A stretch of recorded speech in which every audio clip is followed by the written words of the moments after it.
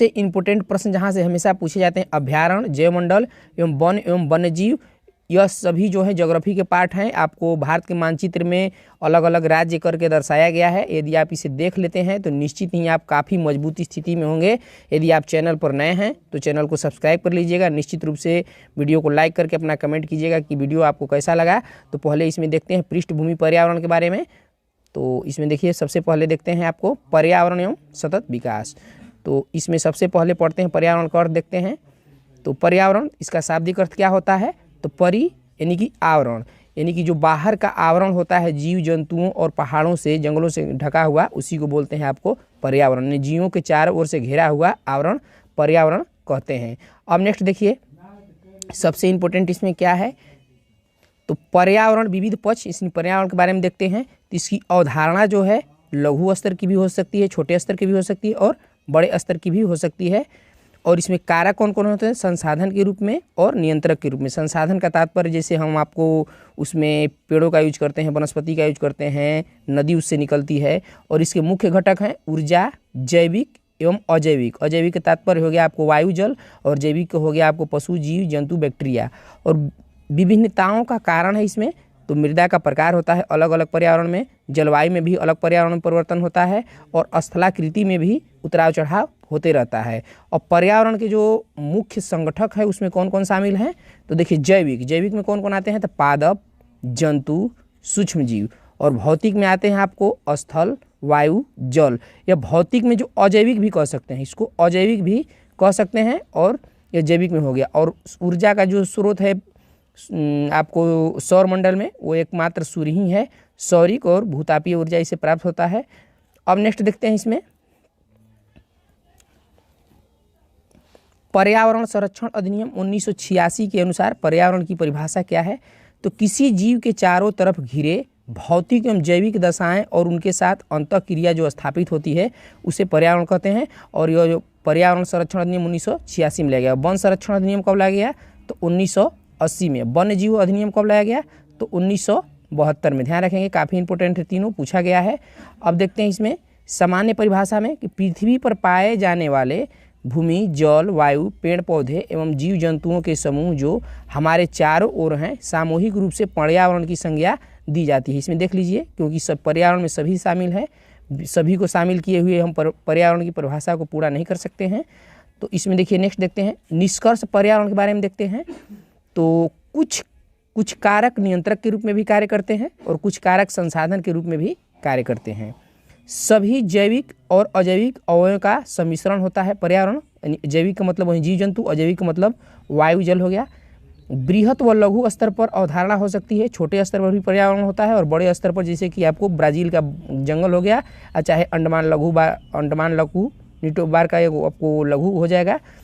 क्षेत्रीय तथा भूमंडलीय स्तर पर विभिन्नताएं होती है अलग अलग परिस्थिति और भौगोलिक स्तर में, और कई संगठनों से निर्मित संरचना होती है पर्यावरण। आप समझ सकते हैं कि पर्यावरण कितना विस्तृत है, और पर्यावरण एक किसी भी देश की अमूल्य संपत्ति होती है। अब देखते हैं धारणीय विकास पर्यावरण के बारे में, जो कि इम्पोर्टेंट है, ध्यान रखना है इसे। तो देखिए धारणीय विकास में, तो धारणीय या सतत विकास, तो अवधारणा देखते हैं आपको। तो वर्तमान की आवश्यकता और भविष्य की आवश्यकता ध्यान रखकर विकास किया जाता है पर्यावरण का। और मुख्य उद्देश्य क्या है? तो पृथ्वी के प्राकृतिक संसाधनों का न्याय संगत उपयोग हो, संरक्षण हो और उचित प्रबंधन हो, ताकि भविष्य के लोग इसे यूज कर सकें। शब्द की व्याख्या जो है आपको ध्यान रखेंगे, वर्ष 1987 में तो world commission on environment and development द्वारा आवर कॉमन फ्यूचर यानी ब्रंटलैंड रिपोर्ट में इसकी व्याख्या की गई। ध्यान रखेंगे 1987, ध्यान रखेंगे। अब नेक्स्ट इसमें देखते हैं आपको पृथ्वी सम्मेलन। तो वर्ष 1992 में रियो डी जेनेरियो कहाँ है? तो ब्राज़ील में है। कहाँ है? ब्राज़ील में है।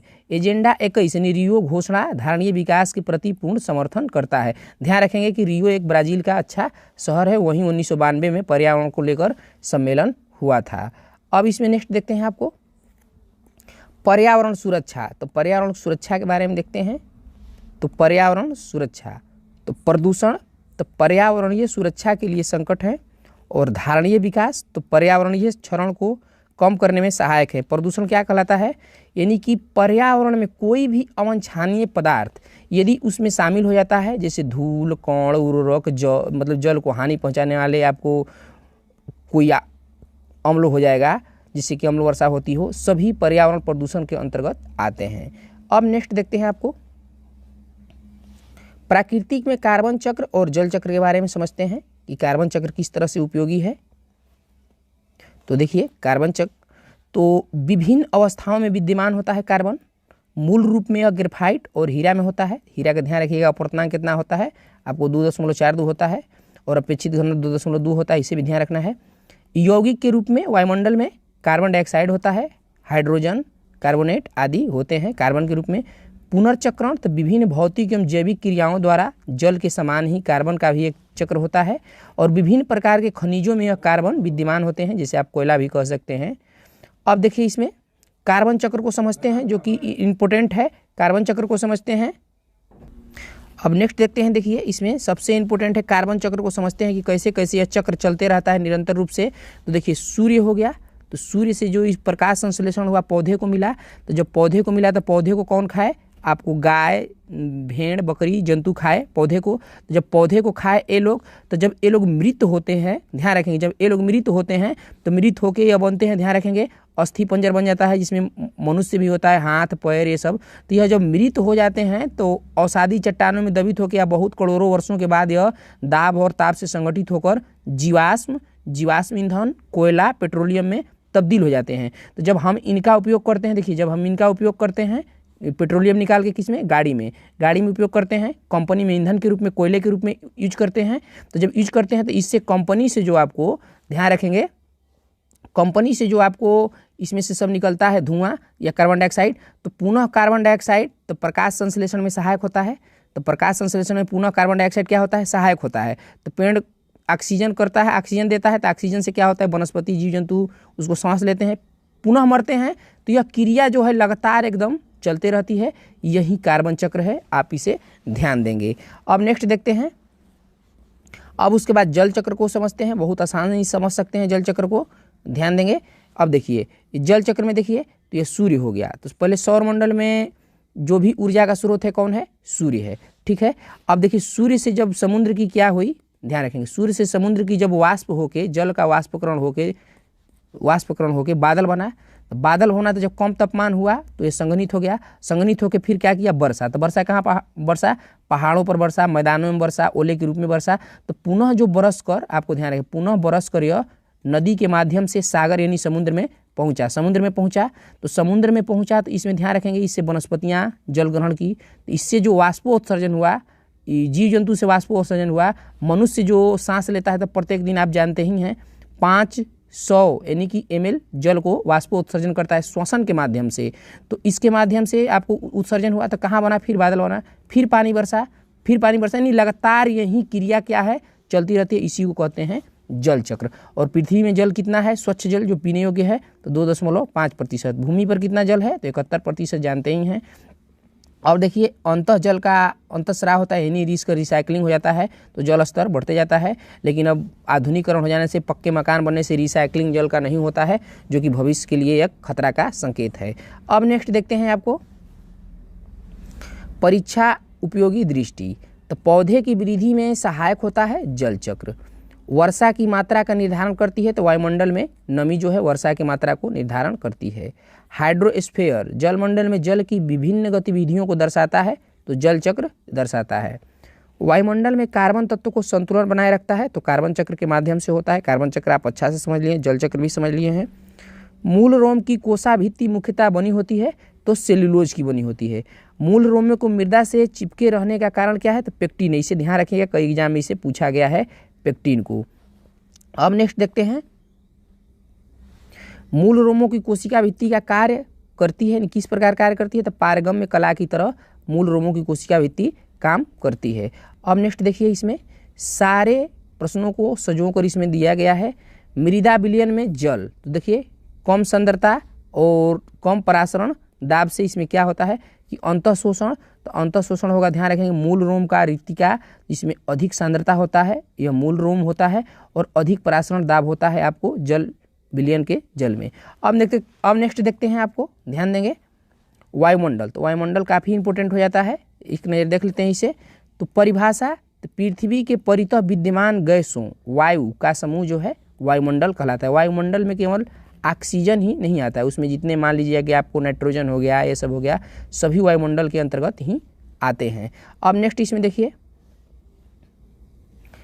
पदार्थ की रूप। तो तत्व देखते हैं, तो पदार्थ का साधारणतम रूप जो होता है रासायनिक या भौतिक विधियों द्वारा उपविभाजन का अभाव होता है पदार्थ के रूप में। यौगिक, तो यौगिक तो जानते ही हैं, दो या दो से अधिक तत्व द्रव्यमान के एक स्थिर अनुपात में संयोजित होते हैं।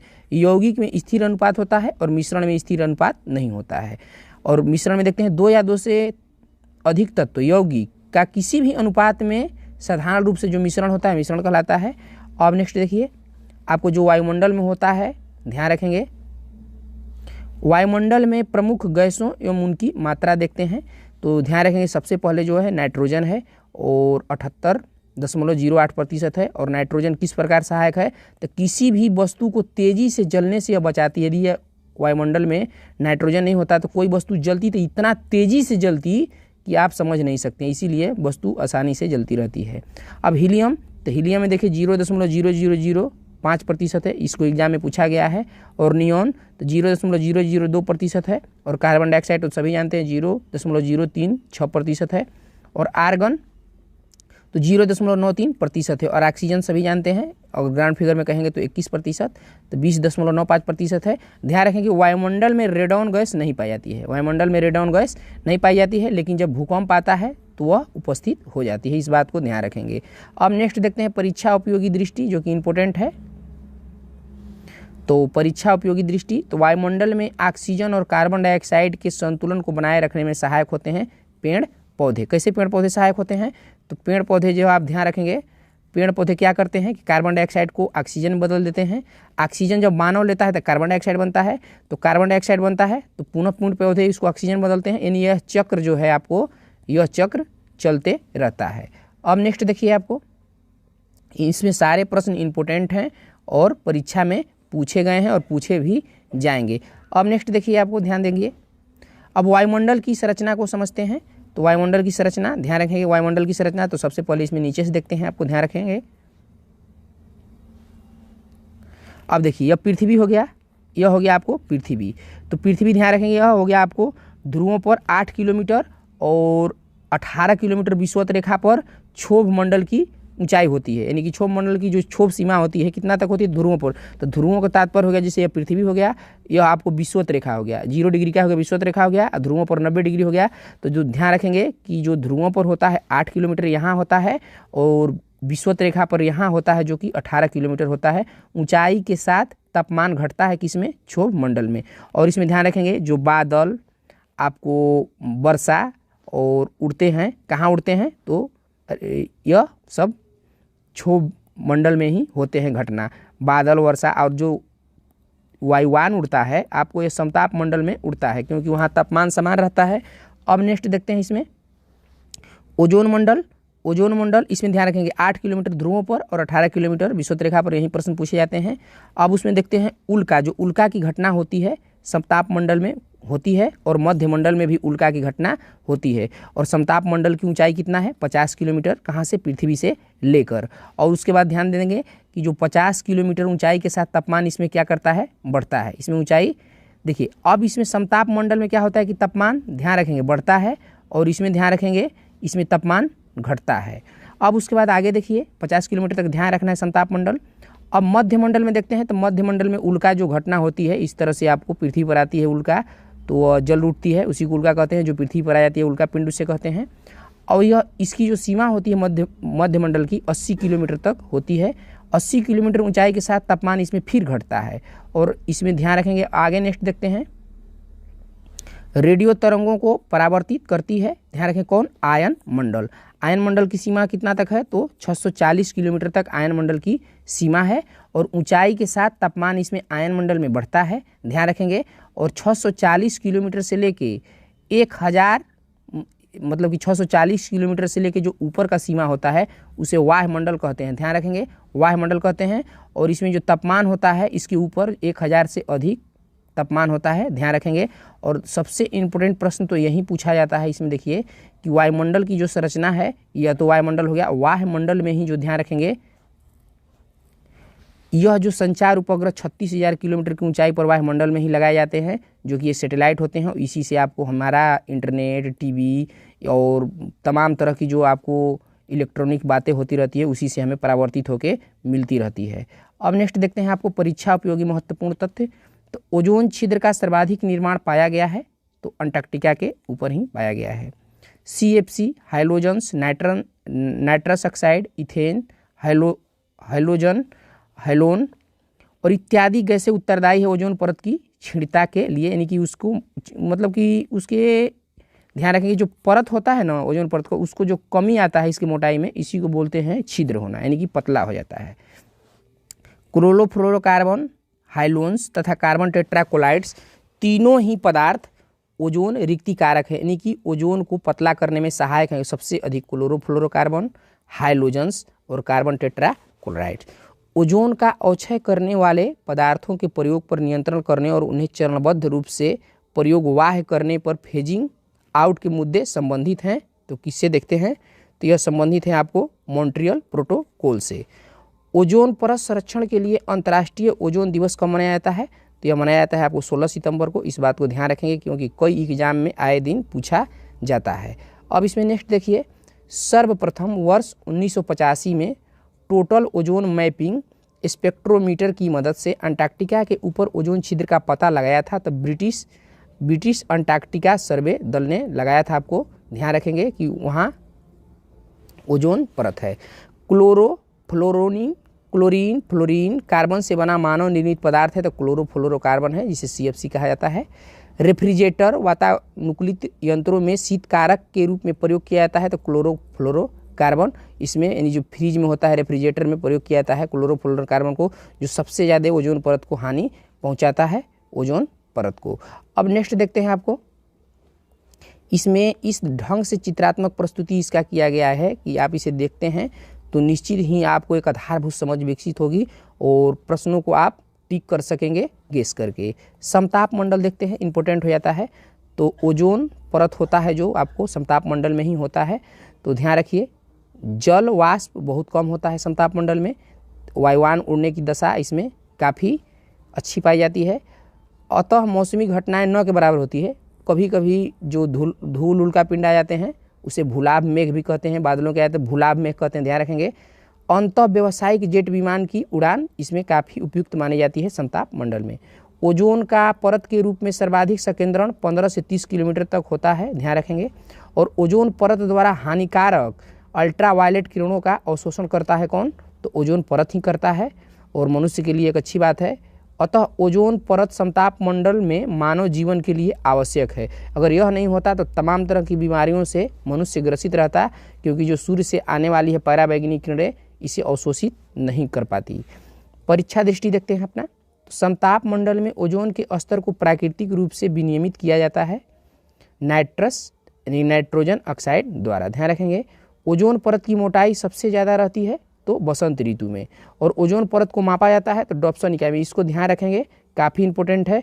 और ओजोन परत से जो ध्यान रखेंगे किस प्रकार का गंध आता है, तो सड़ी मछली की तरह गंध आता है। ओजोन परत से सड़ी मछली की तरह गंध आता है, इसे आप ध्यान रखेंगे, उसको भी पूछा गया है कई एग्जाम में। 0 डिग्री सेल्सियस तथा 1 ATM दाब पर शुद्ध ओजोन परत की 0.01 मिलीमीटर की मोटाई बराबर होती है, तो 1 डॉप्सन यूनिट के बराबर होती है। ऑक्सीजन के 3 परमाणुओं से मिलकर बनने वाली गैस है तो O3, यानी कि इसको ओजोन कहा जाता है, O3 ध्यान रखेंगे। ऊपरी वायुमंडल में ओजोन परत के रूप में ओजोन गैस सूर्य के पराबैंगनी विकिरण या अल्ट्रावायलेट किरणों से पृथ्वी पर जीवन को बचाती है, जबकि जमीन की सतह के ऊपर अर्थात निचले वायुमंडल में यह एक खतरनाक प्रदूषक है, ध्यान रखेंगे। ओजोन देखिए, यह जो है कोई मतलब पृथ्वी के ऊपर ही अच्छा है, अगर निचली परत में आ जाएगा तो यह भी आपको ग्लोबल वार्मिंग के लिए उत्तरदायी गैस मानी जाती है, ध्यान रखेंगे। यह जो है अगर निचली परत में आ जाए तो खतरनाक प्रदूषक है, देखिए यहाँ पर लिखा गया है। तो यह जो आपको ग्लोबल वार्मिंग है इसमें यह उत्तरदायी गैस है, लेकिन पृथ्वी के ऊपर पाई जाती है, इसलिए मनुष्य को इससे काफ़ी अच्छा मिलता है लाभ। ओजोन छिद्र के लिए प्रधानतः उत्तरदायी है, तो क्लोरोफ्लोरोकार्बन यानी CFC, जो कि काफ़ी इंपोर्टेंट है। अब नेक्स्ट देखते हैं आपको वायुमंडल स्तरीकरण। अब नेक्स्ट देखते हैं इसमें, देखिए तो सबसे पहले वायुमंडल का स्तरीकरण देखेंगे कि किस किस स्तर का क्या नाम है इसमें। तो देखिए क्षोभ मंडल, यहाँ नीचे देखिए यह दिया हुआ है आपको। तो क्षोभ मंडल 0 से लेके आपको 100 किलोमीटर तक के बीच में सभी को हम लोग देखेंगे। तो क्षोभ मंडल जो होता है 0 से लेके 18, मान लीजिए ग्राउंड फिगर में 20 किलोमीटर तक के स्तर को कहते हैं क्षोभ मंडल। और क्षोभ मंडल और समताप मंडल के बीच को कहते हैं आपको ट्रोपोस्फेयर, और समताप मंडल को कहते हैं स्ट्रेटोस्फेयर। तो इसे ध्यान रखेंगे, क्षोभ मंडल को कहते हैं, आपको ध्यान रखना है, ट्रोपोस्फेयर, और समताप मंडल को कहते हैं स्ट्रेटोस्फेयर। और यह होता है समताप मंडल कितना, तो यह होता है 30 किलोमीटर या 32 किलोमीटर भी कह सकते हैं। फिर उसके बाद देखिए ऊंचाई जो होता है मध्य मंडल की 7 से 64-65 किलोमीटर तक होता है मध्य मंडल की। और देखिए मध्य मंडल और समताप मंडल के जो बीच में होता है उसे कहते हैं आपको स्ट्रेटोस्फेयर, ध्यान रखेंगे। और उसके बाद देखिए फिर तापमंडल की ऊंचाई कितना होती है, तो 100 किलोमीटर तक होती है तापमंडल की ऊंचाई। और थर्मोस्फेयर, ध्यान रखेंगे, थर्मोस्फेयर और मेसोस्फेयर के बीच में जो होता है मेसोस्फेयर होता है। आप इसे भी ध्यान रखेंगे क्योंकि इसे प्रश्न पूछे गए हैं, इसका तो निश्चित रूप से ध्यान रखिएगा। क्षोभ मंडल को कहते हैं ट्रोपोस्फेयर, समताप मंडल को कहते हैं स्ट्रेटोस्फेयर, और मध्य मंडल को कहते हैं मेसोस्फेयर, और ताप मंडल को कहते हैं थर्मोस्फेयर। इसका नाम याद रखें, कई बार तो अंग्रेजी ही एग्जाम में दे देता है। अब नेक्स्ट देखते हैं इसमें, तो वायुमंडल की सबसे निचली परत के बारे में देख लेते हैं। तो मौसमी की प्रायः जो भी घटनाएं जो होती है, बादल, ओला, कोहरा, तुषार, मेघ गर्जन, आंधी, तूफान, विद्युत प्रकाश आदि क्षोभ मंडल में घटित होती है। अब बढ़ती ऊंचाई के साथ 1 किलोमीटर पर 6.5 डिग्री सेल्सियस की दर से तापमान क्या होता है, कमी होता है। आपको किस में, क्षोभ मंडल की बात हो रहा है, ध्यान रखेंगे, वायुमंडल की सबसे निचली परत। अब आगे देखते हैं नेक्स्ट, परीक्षा उपयोगी दृष्टि। तो पृथ्वी के चारों ओर गैसों के समूह को कहते हैं वायुमंडल। यदि पृथ्वी पर पाई जाने वाली वनस्पतियां, पेड़ पौधे समाप्त हो जाएं, तो जिस गैस की कमी होगी वह होगा ऑक्सीजन, ध्यान रखेंगे। शुष्क हवा में नाइट्रोजन की मात्रा तो सभी जानते हैं 78.08% ही होता है। अब इसमें देखते हैं नेक्स्ट, हवा में जिस गैस की मात्रा सबसे अधिक है वह है नाइट्रोजन, और धरातल से 20 किलोमीटर की ऊंचाई तक पाई जाती है कार्बन डाइऑक्साइड। उसके बाद आपको नहीं पाई जाती है, क्योंकि इसी से प्रदूषण होता है तो उत्पन्न होता है कार्बन डाइऑक्साइड। अब देखिए नेक्स्ट, आयन मंडल। तो आयन मंडल के बारे में देखते हैं, सभी बातें आयन मंडल के बारे में होती है। तो इसमें देखिए विद्युत आवेश होता है आयन मंडल में।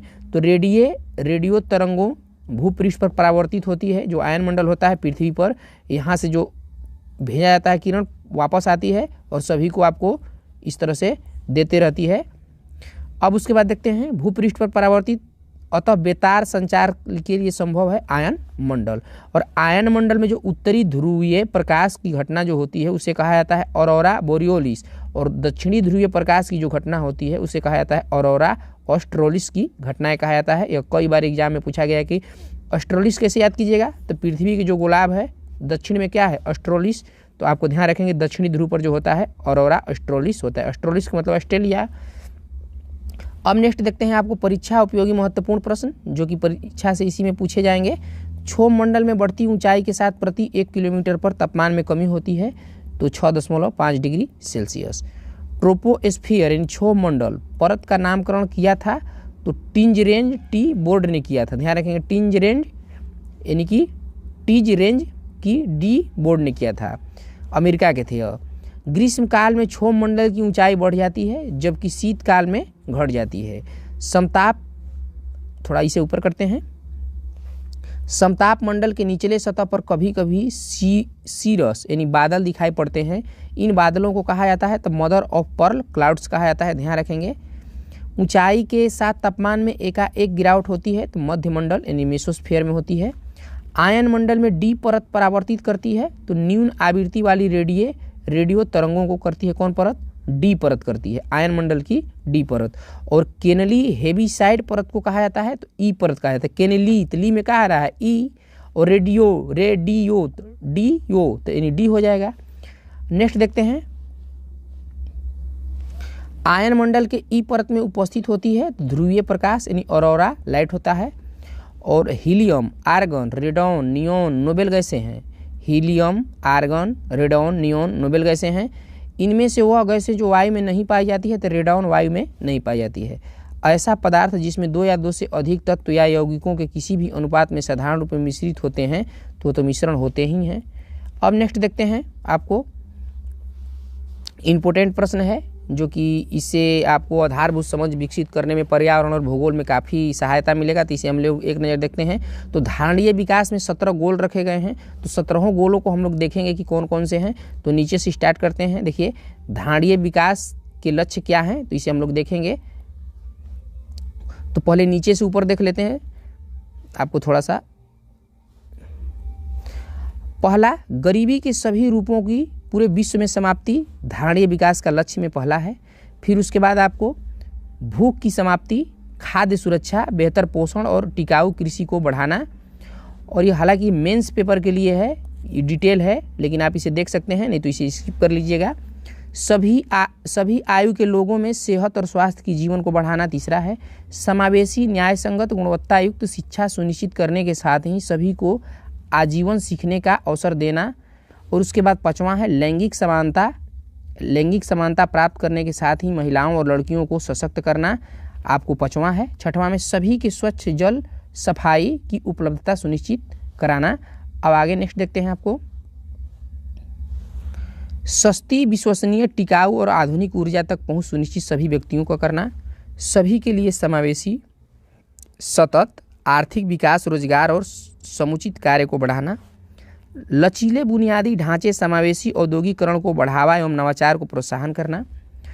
देशों के बीच और उसके अंदर असमानता को कम करना, देशों के बीच में भी और उसके अंदर भी, मतलब बाहर और अंदर, यानी नेशनल प्लस इंटरनेशनल दोनों स्तर पर।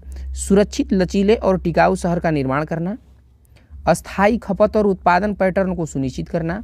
जलवायु परिवर्तन और उसके प्रभावों से निपटने के लिए तत्काल कार्रवाई करना। अब नेक्स्ट देखते हैं, महासागरों, समुद्र और समुद्री संसाधनों का संरक्षण और सतत उपयोग करना, उसका विदोहन कम से कम करना। जलवायु परिवर्तन और उसके प्रभावों से निपटने के लिए तत्काल कार्रवाई करना। और इसी प्रश्न के लिए, देखिए इसी प्रश्न के लिए आपको हरनाज संधू को मिस यूनिवर्स चुना गया था। जलवायु परिवर्तन पर ही उनसे लास्ट स्टेज में सवाल पूछा गया था और बहुत ही सटीक और मार्मिक जवाब दिया गया था उनके द्वारा, जो कि भारत को मिस यूनिवर्स प्राप्त हुआ 21 सालों के बाद। स्थलीय जीवों की सुरक्षा, स्थलीय पारिस्थितिकी का संरक्षण, पुनर्जीवन और संवर्धन, वनों का संवहनीय प्रबंधन, मरुस्थलीकरण का सामना और भूमि क्षय को रोकना तथा ठीक करना और जैव विविधता की क्षति को रोकना 15वां है। सतत विकास हेतु वैश्विक भागीदारी को पुनर्जीवित करना और न्याय संगत, शांतिपूर्ण, समावेशी समाजों को बढ़ाना धारणीय विकास का लक्ष्य है। अब नेक्स्ट देखते हैं, आपको पृथ्वी शिखर सम्मेलन यानी रियो समिट के बारे में देखते हैं। पृथ्वी शिखर सम्मेलन, तो परीक्षा दृष्टि, तो अंतर्राष्ट्रीय पृथ्वी शिखर सम्मेलन जो संयुक्त राष्ट्र का पर्यावरण एवं विकास सम्मेलन था 1992 में संपन्न हुआ था, रियो डी जेनेरियो, जो कि ब्राजील का एक उत्कृष्ट शहर है। रियो अर्थ समिट 1992 के दौरान स्थापना की गई थी। तो वैश्विक पर्यावरण सुविधा की स्थापना की गई थी। वैश्विक पर्यावरण सुविधा अल्प विकसित देशों को अल्प विकसित देश निधि उपलब्ध कराता है। तो UNFCCC के तहत ही उपलब्ध कराया जाता है, ध्यान रखेंगे। धारणीय विकास के लिए एक वैश्विक कार्य योजना एजेंडा 21 के अंतर्गत लाया गया था और पारिस्थितिकी विनाश तथा आर्थिक असमानता को समाप्त करने पर बल दिया गया एजेंडा 21 में ही। इसमें 21 बातों को रखा गया था। अब नेक्स्ट देखते हैं, आपको स्टॉकहोम सम्मेलन 1972 में हुआ था और 20वीं वर्षगांठ के उपलब्ध में पृथ्वी शिखर सम्मेलन यानी कि इसके 20 वर्ष बाद 1972 में आयोजित हुआ और मुख्य उपलब्धि एजेंडा 21 समझौता इसमें हो गया। समझौते की समीक्षा 5 वर्ष पर करने हेतु ध्यान रखेंगे पृथ्वी सम्मेलन यानी कि पृथ्वी 5 वर्ष 1997 में इसे क्योटो प्रोटोकॉल कहा जाता है, ध्यान रखेंगे। इसे क्योटो प्रोटोकॉल भी कहा जाता है क्योंकि क्योटो एक जापान का शहर है, ठीक है, जापान का शहर है, उसी में 97 में हुआ था और विश्व में 2003 में लागू हुआ और भारत सरकार ने इसे 2017 में लागू किया। इस बात को आप ध्यान रखेंगे। अब आगे नेक्स्ट देखते हैं, आपको रियो सम्मेलन की मुख्य बातें, तो रियो सम्मेलन 1992 और इसमें ध्यान रखेंगे रियो +5 यानी 5 वर्ष किया, या पृथ्वी सम्मेलन +5 वर्ष 1997 में न्यूयॉर्क में हुआ था। और इसमें फिर ध्यान देना है कि रियो 10 यानी जोहान्सबर्ग दक्षिण अफ्रीका सितंबर 2002 में लागू हुआ था, जोहान्सबर्ग में हुआ था। और रियो 20 रियो डी जेनेरियो यानी ब्राज़ील 2000 जून 12 में हुआ था। अब उसके बाद देखें इसमें 5-5 20-20 वर्ष जोड़ के बनाया गया है। एजेंडा 21 की क्या बातें थी, तो एजेंडा 21 में मुख्य बात रखा गया था पूंजी स्थानांतरण को उदार बनाने पर बल देना, सबको खाद्य स्वच्छ जल व सामाजिक सुरक्षा प्रदान करना, जैव विविधता का सर्वेक्षण और संकटग्रस्त जीवों को संरक्षण देना। जैव विविधता दिवस कब मनाया जाता है, तो ध्यान रखेंगे 22 मई को मनाया जाता है। विकासशील देशों की गरीबी निवारण व जनसंख्या पर नियंत्रण एजेंडा 21 का मुख्य उद्देश्य था। अब देखते हैं पर्यावरण संरक्षण, जो कि काफ़ी इंपॉर्टेंट है। पर्यावरण संरक्षण से संबंधित अधिनियम एनजीटी यानी नेशनल ग्रीन ट्रिब्यूनल होता है इसका अर्थ। तो पूर्ण नाम है नेशनल ग्रीन ट्रिब्यूनल, देखिए दिया भी हुआ है। राष्ट्रीय हरित न्यायाधिकरण, हिंदी में इसे कह सकते हैं राष्ट्रीय हरित न्यायाधिकरण। स्थापना 18 अक्टूबर 2010 को हुआ था, भारत सरकार द्वारा किया गया था। इसे 100% याद रखेंगे 2010 में, कुछ नहीं याद होगा तो 2010 में याद रखिए कि एनजीटी की स्थापना हुआ था 2010 में। यह प्रश्न कई एग्जाम में पूछा गया है। संबंधित मामले, तो पर्यावरण बचाव एवं वन संरक्षण करना एनजीटी का, और वन का भी, अन्य प्राकृतिक संसाधन का भी उसको सुरक्षा प्रदान करना। अब देखते हैं पर्यावरण संरक्षण अधिनियम 1986, जो काफ़ी इंपॉर्टेंट है। 1986 संपूर्ण भारत में लागू हुआ। पर्यावरण संरक्षण 1986 में संपूर्ण भारत में लागू हुआ। अन्य नाम इसको छाता विधान के भी नाम से जाना जाता है। अधिनियम को पारित करने का भारत का उद्देश्य क्या है, तो संयुक्त राष्ट्र संघ के प्रथम मानव पर्यावरण सम्मेलन यानी जून 1972 स्टॉकहोम के निर्णयों को क्रियान्वित करना 1986 का काम है। जो 72 में निर्णय लिया गया था उसको भारत सरकार ने 1986 में लागू किया। अब देखते हैं आपको यूएनईपी यानी यूनाइटेड नेशंस इन्वायरमेंट, आपको पूर्ण नाम क्या है, संयुक्त राष्ट्र पर्यावरण कार्यक्रम। और स्थापना कब हुआ था, तो 1972 में। मुख्यालय इसका पूछा गया कि यूएनईपी का मुख्यालय कहाँ है, तो नैरोबी है। कई एग्जाम में पूछे गए हैं, इसे ध्यान रखेंगे। अब नेक्स्ट देखते हैं आपको नीरी के बारे में। तो नीरी देखते हैं, नीरी का पूर्ण नाम क्या है, तो पूर्ण नाम क्या है, तो राष्ट्रीय पर्यावरण अभियांत्रिकी शोध संस्थान। अवस्थिति की नीरी कहाँ है, तो जो ध्यान रखेंगे नीरी जो है अवस्थित है कहाँ, नागपुर में, महाराष्ट्र में। स्थापना वर्ष हुआ था 1958 में, और आरंभिक नाम था केंद्रीय लोक स्वास्थ्य इंजीनियरिंग शोध संस्थान। अब नेक्स्ट देखते हैं आगे, स्थापना का उद्देश्य क्या है, नीरी का स्थापना का उद्देश्य क्या है, तो वाटर सप्लाई सीवरेज प्लान यानी संबंधित बीमारियों शोध एवं विकास हेतु रोकथाम औद्योगिक प्रदूषण के बारे में रोकथाम भी करना है।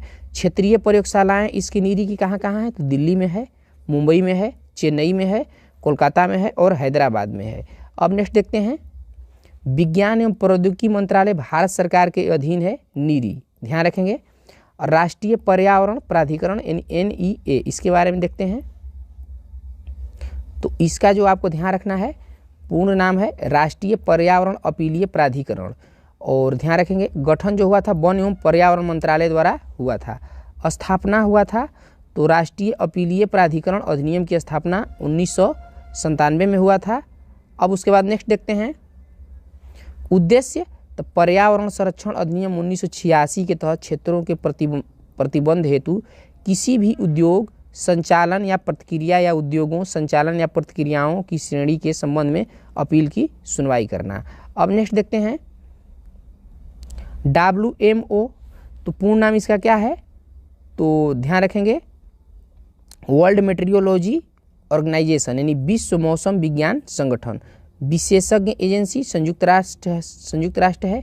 कार्य क्या है, तो पृथ्वी के वायुमंडल की दशा और व्यवहार का अध्ययन करना WMO का कार्य है। 17 मार्च 1951 को अंतर्राष्ट्रीय मौसम विज्ञान संगठन विश्व मौसम विज्ञान संगठन के नाम से अस्तित्व में आया। इसका ध्यान रखेंगे कि WMO का मुख्यालय, इसमें प्रश्न यही पूछा जाएगा सबसे इम्पोर्टेंट कि इसका मुख्यालय कहाँ है, तो जेनेवा स्विट्जरलैंड में इसका मुख्यालय स्थित है। अब नेक्स्ट देखते हैं इसमें सभी प्रश्न इंपोर्टेंट हैं, ध्यान रखेंगे। EPA इसका पूर्ण नाम क्या है? इन्वायरमेंटल आपको प्रोटेक्शन एजेंसी, और स्थापना हुआ था 2 दिसंबर 1970 को। संघीय एजेंसी क्या है? तो संयुक्त राज्य अमेरिका की है। और संबंध क्या है? तो मानव स्वास्थ्य पर्यावरण संबंधी नियमों के निर्माण एवं प्रवर्तन से संबंधित है EPA। अब नेक्स्ट देखें, आपको लगेगा कि यह प्रश्न थोड़ा अलग क्षेत्र से, तो आप स्किप करके आगे करके देखिएगा। महत्वपूर्ण तथ्य इसके बारे में देखते हैं। तो विश्व मौसम विज्ञान अभिसमय लागू हुआ तो 23 मार्च 1950 को, ध्यान रखेंगे। और मौसम दिवस जो बनाया जाता है, तो ध्यान रखेंगे मौसम दिवस कब मनाया जाता है? मौतेमा, यानी ते से क्या हो जाएगा 23 और माह से क्या हो जाएगा मार्च। इस तरह से आप ट्रिक से सभी दिवस को आप बैठा के याद कर लीजिएगा, काफ़ी इंपॉर्टेंट है। मौतेमा का मतलब होगा 23 मार्च। गैर सरकारी पर्यावरण संगठन ग्रीन पीस इंटरनेशनल का मुख्यालय कहाँ है? Amsterdam, Netherland. इसको आप 100% याद रखेंगे, कोई किंतु परंतु नहीं। यह प्रश्न पूछा जाता है, पूछा भी गया है। जेनेटिक इंजीनियरिंग अनुमोदन समिति का गठन किया गया तो पर्यावरण संरक्षण अधिनियम 1986 के अधीन ही किया गया था जेनेटिक इंजीनियरिंग। अब नेक्स्ट देखते हैं, जलवायु का सही सूचकांक है तो प्राकृतिक वनस्पति। जल में दलदली भूमि में या तालाब के किनारे पर पाए जाने वाले पौधे कहलाते हैं तो जल प्रिय पौधे, ध्यान रखेंगे। और दलदली दिवस कब मनाया जाता है? तो मनाया जाता है 2 फरवरी को।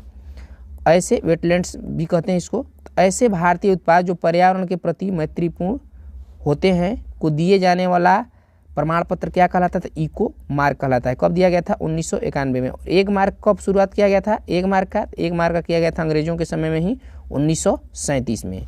अब नेक्स्ट देखते हैं, आपको ध्यान रखना है ग्रीन डेवलपमेंट इन्वायरमेंट एंड आपको sustainability in a developing world पुस्तक के लेखक कौन है? तो WM एडम्स है, ध्यान रखेंगे WM एडम्स है। सिविलाइजेशन एंड क्लाइमेट नामक पुस्तक के लेखक कौन है? तो एल्सवर्थ हंटिंगटन है, इसे आप ध्यान रखेंगे। सिविलाइजेशन एंड क्लाइमेट नामक पुस्तक के लेखक कौन है? तो एल्सवर्थ हंटिंगटन है। प्राकृतिक कृषि के अन्वेषक तो मसानोबु फुकुओका को कहा जाता है। प्राकृतिक कृषि का अन्वेषक किसे कहा जाता है? तो मसानोबु फुकुओका को कहा जाता है। और सिविलाइजेशन एंड क्लाइमेट नामक पुस्तक के लेखक कौन है? तो एल्सवर्थ हंटिंगटन है। अब नेक्स्ट देखते हैं परीक्षा दृष्टि। तो पर्यावरण संरक्षण के लिए ग्रीन आर्मी प्रोग्राम को प्रारंभ किया ऑस्ट्रेलिया ने। वर्ष 1972 में आयोजित स्टॉकहोम अंतर्राष्ट्रीय शिखर सम्मेलन था। तो पर्यावरण पर पहला वैश्विक शिखर सम्मेलन कब हुआ था? तो 1972 में ही हुआ था। दुनिया के लोग इकट्ठे होकर विचार किए थे प्रकृति को बचाने के लिए। 5 जून को पर्यावरण दिवस मनाने का निर्णय लिया गया। तो स्टॉकहोम अंतर्राष्ट्रीय शिखर सम्मेलन 1972 में 5 जून, उसी समय से 5 जून को पर्यावरण दिवस मनाया जाता है। विश्व पर्यावरण दिवस मनाया जाता है तो 5 जून को। नेक्स्ट देखते हैं, प्रथम विश्व पर्यावरण दिवस कब मनाया गया था? तो 1973 में मनाया गया था। पंजाब के मार्कफेड और इजराइल के सयाग के मध्य समझौता हुआ तो 21 अप्रैल 2001 को। पंजाब के मार्कफेड और इजराइल के सयाग के मध्य समझौता हुआ तो 21 अप्रैल 2001 को। अब नेक्स्ट देखते हैं आगे आपको परिस्थितिकी। तो परिस्थितिकी काफ़ी इंपॉर्टेंट है, इससे तो प्रश्न आए दिन परीक्षा में चमकते रहते हैं। तो देखते हैं परिस्थितिकी। तो अनरेस्ट हैकल परिस्थितिकी शब्द की प्रयोगकर्ता थे, अनरेस्ट हैकल, ध्यान रखेंगे। ओकियोलॉजी नाम से, ओकियो का अर्थ होता है घर, आवास, और लोगोस का अर्थ होता है अध्ययन, ध्यान रखेंगे। और परिभाषा क्या है परिस्थितिकी का? तो जीव विज्ञान की शाखा जीव समुदाय तथा उनके वातावरण के मध्य पारस्परिक संबंधों के अध्ययन को कहते हैं परिस्थितिकी। और यूजिन ओडेम के अनुसार परिस्थितिकी प्रकृति की संरचना प्रक्रिया का अध्ययन है परिस्थितिकी। और ध्यान रखेंगे परिस्थितिकी जो शब्द का प्रयोग किए थे तो किसने किए थे? रीटर ने। और परिस्थितिकी तंत्र का कौन किए थे? तो A.G. टॉन्सले, ध्यान रखेंगे A.G. टॉन्सले किए थे। और भारतीय परिस्थितिकी तंत्र के जनक कौन कहे जाते हैं? तो इसमें कहे जाते हैं आपको रामदेव मिश्रा, रामदेव मिश्रा, बाबा रामदेव को नहीं समझना है, रामदेव मिश्रा कहे जाते हैं, ध्यान रखेंगे। और परिस्थितिकी नीचे की संकल्पना किसने की थी? तो यह किए थे आपको ग्रीनेल्स ने किए थे परिस्थितिकी नीचे की संकल्पना। यह जो हम प्रश्न बताए हैं यह 100% पूछे गए हैं, इसीलिए हमें भी याद है और आपको भी याद रहना चाहिए। भारतीय परिस्थितिकी तंत्र का रामदेव मिश्रा याद रखेंगे, यह प्रश्न इंपोर्टेंट है, NCERT में दिया हुआ है। अब नेक्स्ट देखते हैं पारिस्थितिकी तंत्र के घटक कौन कौन हैं। तो जैविक घटक, अजैविक घटक हैं और जैविक घटक। तो अजैविक जैविक में बता दिए हैं। जैविक का मतलब जिंदा, अजैविक का मतलब मुर्दा। तो मुर्दा में देख लेते हैं हम लोग कौन कौन आता है। तो भौतिक जलवायु घटक में प्रकाश, तापमान, आर्द्रता, वायुमंडलीय दाब, स्थलाकृति वायु, इसमें कहीं जीव है नहीं है। तो ये क्या हो गए हैं, अजैविक घटक हैं जो कि भौतिक से संबंधित हैं। अब देखते हैं जल, मृदा, वही बात हो गई, इसमें भी जल है। जल, मृदा, वायुमंडलीय गैसें, नाइट्रोजन इत्यादि खनिज, चट्टाने, तत्व जो है आपको मैग्नीशियम, कैल्शियम, ईटीसी जो क्या है आपको अजैविक घटक के अंतर्गत आते हैं। यानी अजैविक का मतलब उसमें जीव नहीं हो और वो पर्यावरण या परिस्थिति को प्रभावित करता हो। जैसे आपको जीव की मृत्यु हो जाएगा तो जल मृदा से क्या होगा, सड़ेगा, गलेगा। और कार्बनिक घटक में देखते हैं तो प्रोटीन, वसा, ह्यूमस, यूरिया है। जैविक घटक में आपको उत्पादक, उपभोक्ता, अपघटक आ जाते हैं। अपघटक में ध्यान रखेंगे आपको बैक्टीरिया आ जाएगा, बैक्टीरिया, जीवाणु, वायरस, ये सब क्या आ जाएगा, अपघटक हो जाएगा। यानी कोई जीव, जैसे कि कोई पशु मर गया तो पशु मर गया तो उसको कौन अपघटित करेगा, यही करेंगे। अब नेक्स्ट देखते हैं पारिस्थितिकी तंत्र की संकल्पना सर्वप्रथम प्रस्तावित हुई 1935 में, किसने की। तो देखिए यहाँ दिया हुआ एजी टॉन्सले, इसे ध्यान रखना है। पारिस्थितिकी तंत्र, ध्यान रखिए, भौतिक तंत्रों का एक विशेष प्रकार की रचना अजैविक एवं जैविक घटकों से होती है। परिवर्तन आकार के अनुसार होता है, विशेष खुला तंत्र होता है और आकार में भिन्नता होती है, कहीं बड़ा कहीं छोटा भी हो सकता है। अब नेक्स्ट देखते हैं आपको, अब इसमें नेक्स्ट देखते हैं, देखिए तो ध्यान देंगे पारिस्थितिकी के व्यापक आयाम होता है। इसमें मानव, समाज, भौतिक पर्यावरण एवं जंतु, वनस्पति, जलवायु, क्रियाविधि का अध्ययन किया जाता है। अब नेक्स्ट देखते हैं आपको पारिस्थितिकी तंत्र, प्रकृति की क्रियात्मक इकाई होती है। तो विचारधारा, कार्ल मोबियस, बायोसिनोसिस और फोर्स माइक्रोकॉस्म, पृथ्वी जो है विशालतम पारिस्थितिकी तंत्र का उदाहरण है। अब नेक्स्ट देखते हैं आपको इम्पोर्टेंट प्रश्न को जो इसमें पूछे जाते रहे हैं। तो पारिस्थितिकी तंत्र की सेवाएं, तो इसमें क्या है, व्यवस्था सेवाएं हैं, नियंत्रण सेवाएं हैं, समर्थन सेवाएं हैं, सांस्कृतिक सेवाएं हैं और संरक्षण सेवाएं हैं।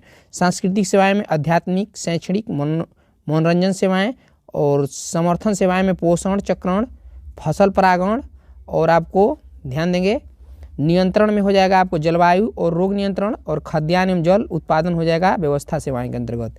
अब जैव मंडल में देखते हैं आपको इम्पोर्टेंट जैव मंडल, देखिए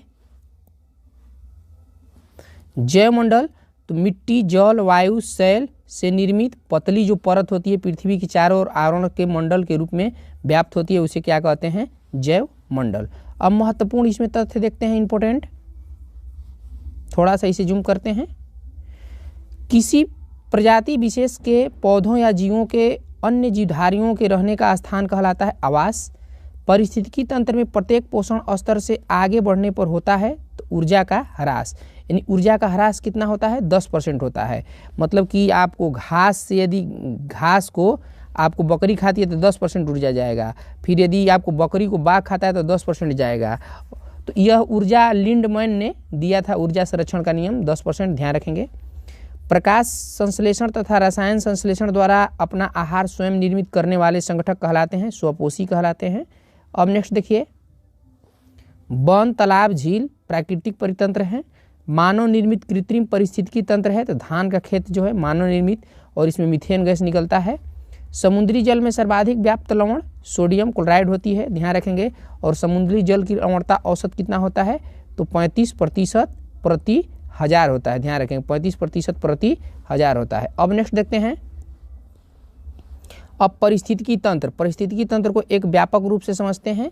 तो आइए अब देखिए, पारिस्थितिकी तंत्र हो गया, इसमें प्राकृतिक एवं कृत्रिम, मानवकृत। तो पहले प्राकृतिक को समझ लेते हैं। तो स्थलीय में हो जाएगा आपको वन, घास स्थल और मरुस्थल, और आपको जलीय में हो जाएगा अलवणीय जल वाले में तालाब, झील, झरना हो जाएगा जो कि अलवणीय है, और लवणीय वाले में हो जाएगा लवण, झील, ज्वार, नदमुख, समुद्र हो जाएगा। अब उसके बाद आपको आगे देखते हैं कृत्रिम मानव में, तो कृत्रिम खेत खलिहान जो आता है कृत्रिम मानव में आता है, इसे ध्यान रखेंगे। अब नेक्स्ट देखते हैं आपको, तो जल, जीवशाला और अंतरिक्ष यान में जो मानव के रहने या लायक जो आपको एक तंत्र बनाया जाता है वो मानवकृत ही होता है। अब नेक्स्ट देखिए आगे जो समुद्री जल से संबंधित है,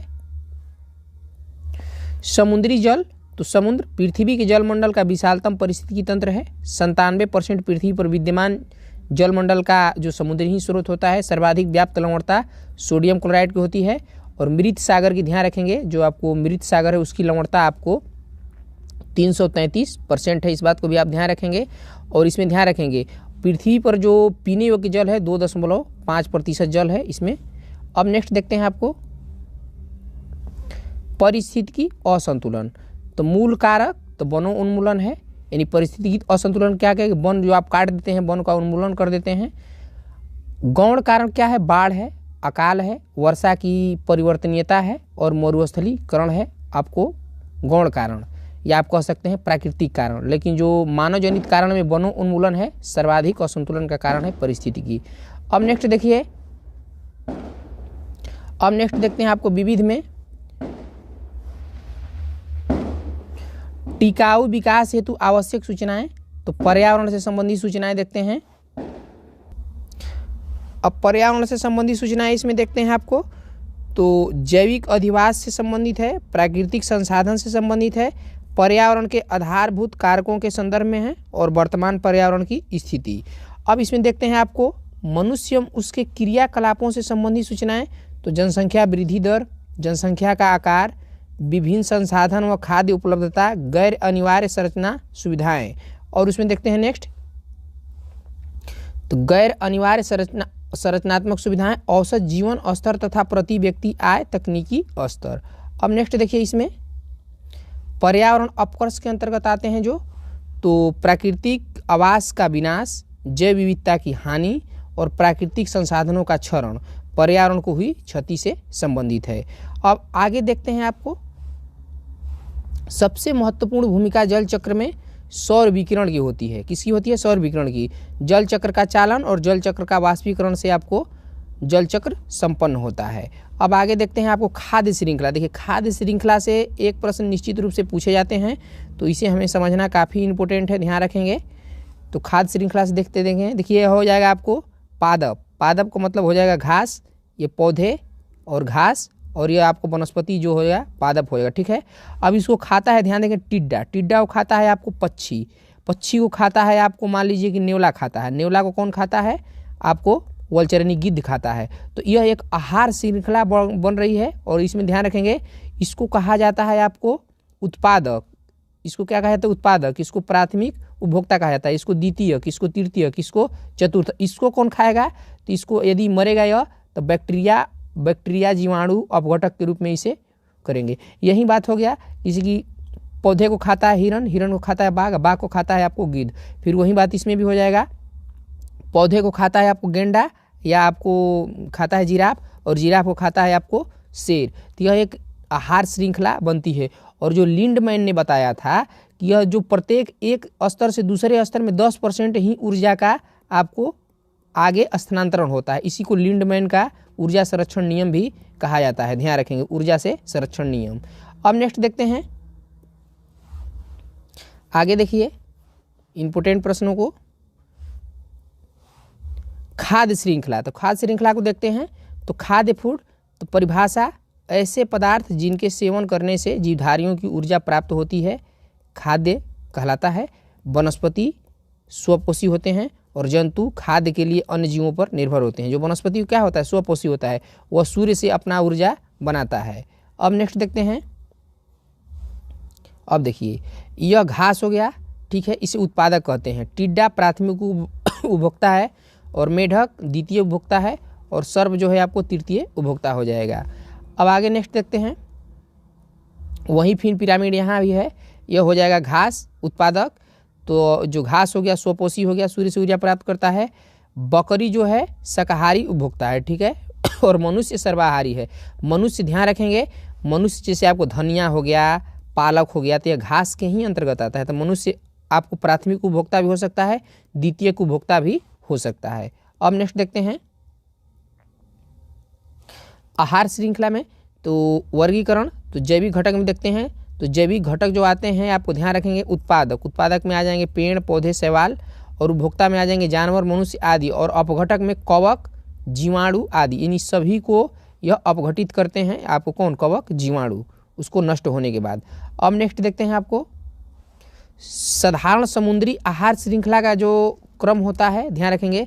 पहले आपको जैसे इस शैवाल हो गया, वनस्पति हो गया जो कि स्वपोषी है, इसको खाती है छोटी मछलियाँ, इसको खाती है कौन, छोटी मछलियाँ।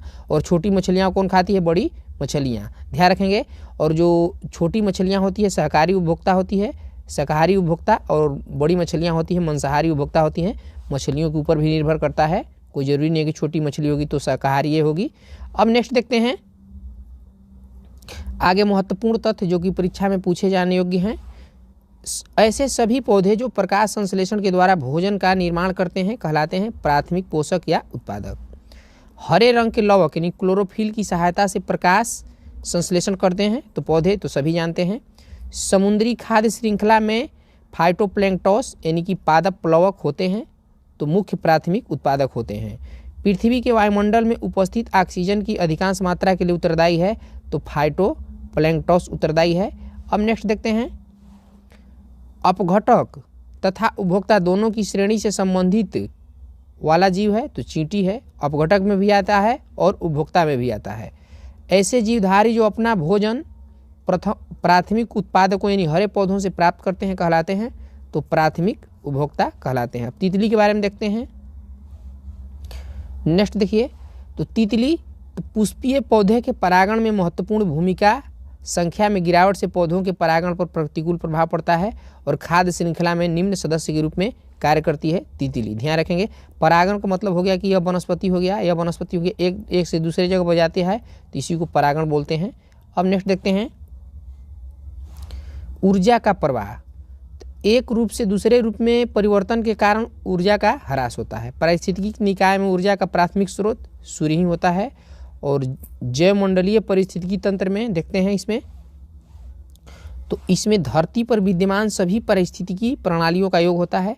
ऊर्जा का प्रवाह एक दिशीय होता है यानी कि ऊर्जा का पिरामिड क्या होता है, हमेशा सीधा होता है, हमेशा सीधा ही होगा।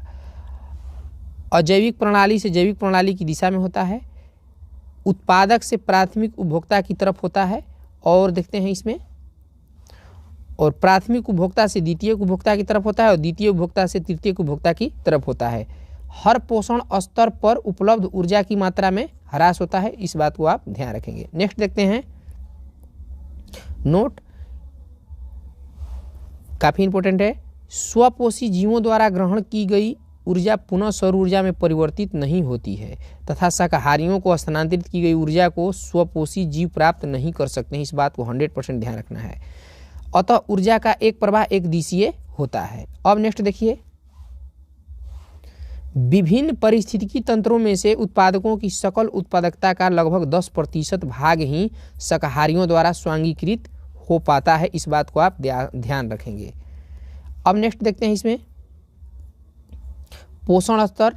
तो पोषण स्तर को समझते हैं तो पारिस्थितिकी तंत्र की आहार श्रृंखला में सामान्यतः 3 से 4 पोषण स्तर होते हैं। तो प्रथम में देखते हैं तो आधार पोषण, थोड़ा सा इसे ऊपर करते हैं। प्रथम में तो आधार पोषण स्तर स्वपोषी जीव प्राथमिक उत्पादक होते हैं।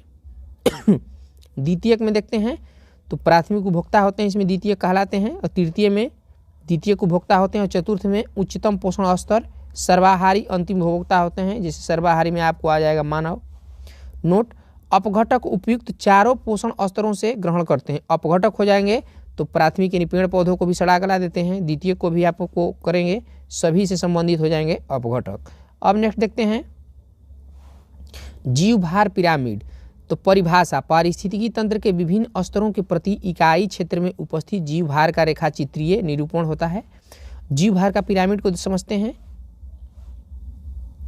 तो स्थलीय पारिस्थितिकी तंत्र में हमेशा जो पिरामिड होता है सीधा होता है, ध्यान रखेंगे सीधा होता है। लेकिन जलीय पारिस्थितिकी तंत्र जैसे तालाब में हमेशा क्या होता है, इसका ऊर्जा का प्रवाह उल्टा होता है, ध्यान रखेंगे। अब नेक्स्ट देखते हैं जैवानिकी एवं जैविक आवर्धन। तो जैवानिकी क्या है, तो थोड़ा इसे ऊपर करते हैं। तो पारिस्थितिकी का पर्याय यह जैवानिकी कहलाता है। बायोनोमिस, बायो का अर्थ है आपको जीवन, जीव या जीवन, और नोमिस का अर्थ है नियम, यानी शाब्दिक अर्थ होता है जीवन के नियम जो आपको कहलाते हैं, ध्यान रखेंगे। और उसमें भी देखते हैं मानव तंत्रों को प्रभावित करने वाले प्राकृतिक तंत्र के मूल्यों पर बल देता है कौन, तो जैविक वानिकी। अब आगे नेक्स्ट देखते हैं आपको DDT, काफ़ी इंपॉर्टेंट है, इसका तो नाम ही पहले याद करना है, ध्यान रखना है। DDT यानी डाइफिनाइल ट्राइक्लोरोइथेन होता है, इसको ध्यान रखें, कई एग्जाम में इसे पूछा गया है। डाइफिनाइल ट्राइक्लोरोइथेन होता है। जैव अनिम्नीकरणीय कीटनाशक, यह कीटनाशक है, क्या है, जिससे कि पेड़ पौधों पर छिड़क कर वनस्पति पर उसकी सुरक्षा की जाती है। अवशोषित होने के बाद उत्सर्जन द्वारा बाहर निकलना लगभग असंभव हो जाता है, जैविक रूप से नष्ट नहीं होता है। और खाद्य श्रृंखला में सांद्रण प्रथम स्तर पर, द्वितीय स्तर पर, तृतीय स्तर पर तक चला जाता है, ध्यान रखेंगे। कहने का मतलब सामान्यतः जीवों के वसा वाले ऊतकों में जमा होता है कौन, DDT, इस बात को आप ध्यान रखेंगे। अब नेक्स्ट देखते हैं आगे, तो इसमें जैव भू रासायनिक चक्र में परिभाषा क्या है, तो पारिस्थितिकी तंत्र में अजैविक तंत्रों के जैविक प्रथाओं में प्रवस्था में परिवर्तन तथा जैविक तत्वों के अजैविक रूप में पुनरागमन का प्रारूप होता है आपको जैव भू रासायनिक चक्र। अब इसमें आगे नेक्स्ट देखते हैं जैव भू रासायनिक चक्र का प्रकार जो होता है, गैसीय चक्र भी हो सकता है और अवसादीय चक्र भी। तो गैसीय चक्र में देखते हैं उदाहरण, तो ऑक्सीजन चक्र और नाइट्रोजन चक्र गैसीय चक्र में है, और इसमें आपको कैल्शियम, फास्फोरस, सल्फर तथा पोटेशियम चक्र है। अब नेक्स्ट देखते हैं आपको पारिस्थितिकी पदछाप या मिलेनियम। तो पारिस्थितिकी पदछाप, तो माप की इकाई भूमंडलीय हेक्टेयर में होती है। परिभाषा, तो परिस्थितिकी घटकों की वह आवश्यक मात्रा जो मनुष्य की उसकी जीवन शैली को सुचारू रूप से चलाने के लिए आवश्यक हो, आपको पारिस्थितिकी पदछाप कहलाता है। मापन मनुष्य द्वारा उत्सर्जित कार्बन का करता है पारिस्थितिकी पदछाप। तो पारिस्थितिकी पदछाप किससे संबंधित है, तो कार्बन के मापन से। पारिस्थितिकी तंत्र विविध देखते हैं, तो यूकेलिप्टस पर्यावरणीय शत्रु कहलाता है, इसे पर्यावरण का आतंकवादी या क्रिमिनल भी कहा जाता है। अत्यधिक जल ग्रहण करने की शक्ति के कारण नाम दिया गया है पर्यावरणीय शत्रु। रोपित स्थान की मिट्टी के जल स्तर में अत्यधिक गिरावट आ जाती है, और ऑस्ट्रेलिया महाद्वीप में बहुतायात के उपलब्धता के कारण सबसे अधिक मरुस्थल कहाँ पाए जाते हैं, ऑस्ट्रेलिया में। और गिब्सन जो विक्टोरिया मरुस्थल है ऑस्ट्रेलिया के पश्चिमी तटों पर पाए जाते हैं। लैंटिक आवास, तो स्थिर जल का आवास जो कहलाता है लैंटिस आवास होता है। इसमें आपको आर्द्रभूमि, तालाब, झील, जलाशय इत्यादि शामिल होते हैं। और लोटिक आवास में तो बहते जल का जो आवास होता है नदी को, उसे लोटिक आवास कहते हैं। और लैंटिक आवास में आर्द्रभूमि, तालाब, झील आते हैं। इकोटोन, तो दो विभिन्न समुदायों के बीच के संक्रमण क्षेत्र को, कहने का मतलब ध्यान रखेंगे, दो विभिन्न समुदाय हो गया और दो विभिन्न समुदाय हो गया, एक मान लीजिए कि यह समुदाय हो गया और एक यह समुदाय हो गया, यह दोनों के विभिन्न क्षेत्रों को, यह जो वाला हिस्सा है इसी को कहा जाता है इकोटोन। ध्यान रखेंगे, इसी को कहेंगे हम लोग इकोटोन। अब नेक्स्ट देखते हैं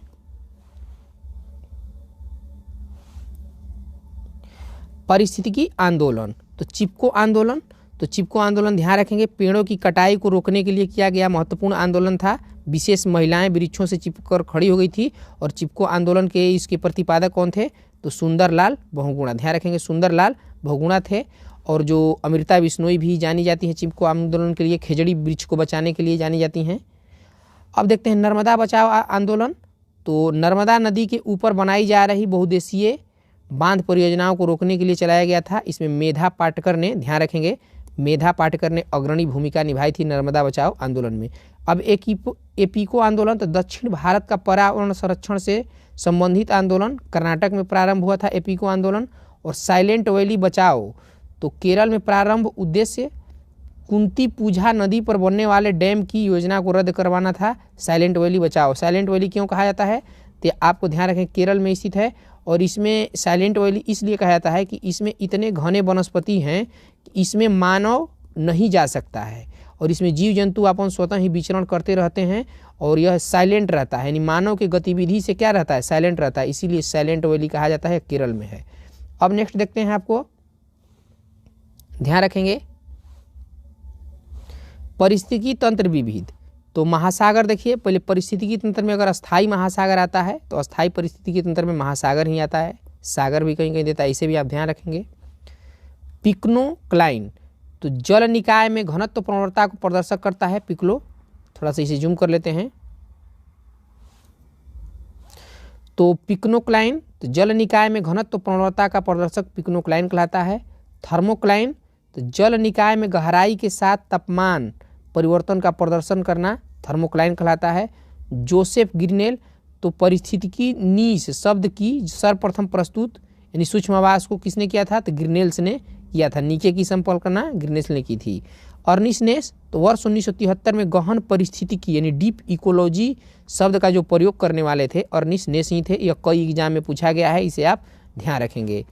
हैक्लोक्लाइन, तो जल निकाय में लवणता प्रवणता का प्रदर्शक होता है हैक्लोलाइन। महासागर, तो सर्वाधिक अस्थायी परितंत्र तो आप जानते ही हैं। अब नेक्स्ट देखते हैं आपको सबसे इम्पोर्टेंट प्रश्न जो कि प्रत्येक एग्जाम में आए दिन पूछा जाता है, परिस्थितिकी तंत्र विविध। तो वर्ष और अधिनियम देखते हैं। तो 1972 में भारतीय वन्य जीव संरक्षण अधिनियम लाया गया 1972। देखिए 72 वन्य जीव वन संरक्षण अधिनियम तो 1980, पर्यावरण संरक्षण अधिनियम तो 1986। अब नेक्स्ट देखते हैं अनुसूचित जाति एवं अन्य पारंपरिक वनवासी वन अधिकारों की मान्यता अधिनियम 2006 में आया था। और उसके बाद जैव विविधता को समझते हैं। जैव विविधता 22 मई को मनाई जाती है। परिभाषा, तो किसी पर्यावरण में विभिन्न प्रजातियों की श्रेणियों को जैव विविधता एक के अंतर्गत आती है। 2 के, तो किसी पारिस्थितिकी तंत्र में विद्यमान सजीवों पौधे और जंतुओं की विविधता आती है। अब नेक्स्ट देखिए जैव विविधता। तो जैव विविधता के बारे में समझते हैं। तो जैव विविधता की श्रेणियाँ, विभाजन वर्ष 1972 में ह्यूटेकर द्वारा किया गया था और इसमें विभाजन ध्यान रखेंगे अल्फा बीटा गामा। तो स्थानीय स्तर पर किसी समुदाय आवासीय क्षेत्र के मध्य प्रजाति विविधता अल्फा के अंतर्गत आती है और बीटा के अंतर्गत स्थानीय एवं क्षेत्र विशेष में उपस्थित प्रजातियों की संरचना विविधता जो है आपको ध्यान रखेंगे बीटा के अंतर्गत आती है। और उसके बाद गामा के अंतर्गत तो सूचकांक किसी भूदृश्य की संपूर्ण विविधता होती है। अब नेक्स्ट देखते हैं जैव विविधता शब्द का प्रथम प्रयोग रेमंड एफ दासमैन ने किया था। जैव विविधता शब्द का प्रयोग किसने किया था, तो रेमंड एफ दासमैन ने। प्रारंभ में अंग्रेजी शब्द बायोलॉजिकल डाइवर्सिटी के रूप में 1968 में अपनी पुस्तक a different kind of country में प्रथमतः किए थे। डब्ल्यू जी रोसेन, तो बाद में बायोलॉजिकल डाइवर्सिटी से परिवर्तित कर बायोडाइवर्सिटी के रूप में सर्वप्रथम प्रयोग किए। कौन, डब्ल्यू.जी. रोसेन। यानी कि बायोडाइवर्सिटी शब्द का प्रयोग सबसे पहले किसने किया, तो डब्ल्यू.जी. रोसेन ने। इस बात को ध्यान रखेंगे। नेक्स्ट देखते हैं आपको जैव विविधता दिवस, इसमें देखते हैं। तो जैव विविधता दिवस तो 29 दिसंबर को विश्व के कई देशों द्वारा घोषित है और 22 मई संयुक्त राष्ट्र संघ द्वारा घोषित है। विशेष तथ्य 29 दिसंबर 1993 को जैव विविधता अभिसमय प्रभावी हुआ था। ध्यान रखेंगे 29 दिसंबर 1993 को। 22 मई को आपको संयुक्त राष्ट्र संघ द्वारा घोषित है और विश्व के कई देशों ने 29 दिसंबर को मनाया था। गोवा दिवस भी 29 दिसंबर को मनाया जाता है, यह भी ध्यान रखेंगे। अब नेक्स्ट देखते हैं। अब नेक्स्ट देखिए तो NCMB, तो पूरा नाम क्या है, तो national centre for marine biodiversity, Bharat का प्रथम है। स्थित कहाँ है, तो national centre for marine biodiversity कहाँ स्थित है, जामनगर गुजरात में। विशेषता क्या है, तो सार्वजनिक एवं निजी क्षेत्र PPP की भागीदारी से गठित होने वाला भारत का प्रथम अनुसंधान संस्थान है NCMB। उद्देश्य क्या है, तो समुद्र तटीय क्षेत्र में स्थित जैव विविधता की सुरक्षा करना इसका NCB का उद्देश्य है।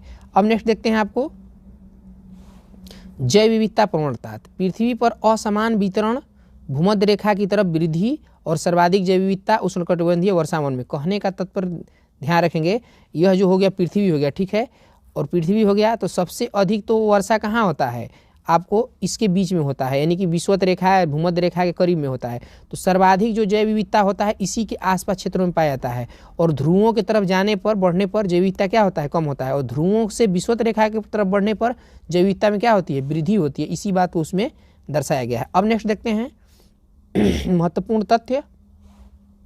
तो उच्चतर अक्षांशों की तुलना में निम्नतर अक्षांशों में जैव विविधता होती है, तो सामान्यतः अधिक होती है। निम्नतर अक्षांशों का मतलब वही हो गया, यहाँ हो जाएगा 0 डिग्री तो निम्न हो गया, इधर हो गया उच्च हो गया। पर्वतीय क्षेत्रों में उच्चतर उन्नतांश यानी चोटियों की तुलना में निम्नतर उन्नतांश यानी घाटियों में जैव विविधता अधिक होती है। यदि पहाड़ की जहाँ बात आती है तो पहाड़ की चोटी पर ज़्यादा वनस्पति और तमाम तरह की थोड़ी ना होगी, तो नीचे होगी, और जहाँ अक्षांश की बात आती है तो अक्षांश में सबसे निम्न पर होगी। इस बात को ध्यान रखेंगे। भारत द्वारा भूमि क्षरण तटस्थता प्राप्त करने का लक्ष्य रखा गया है तो 2030 तक।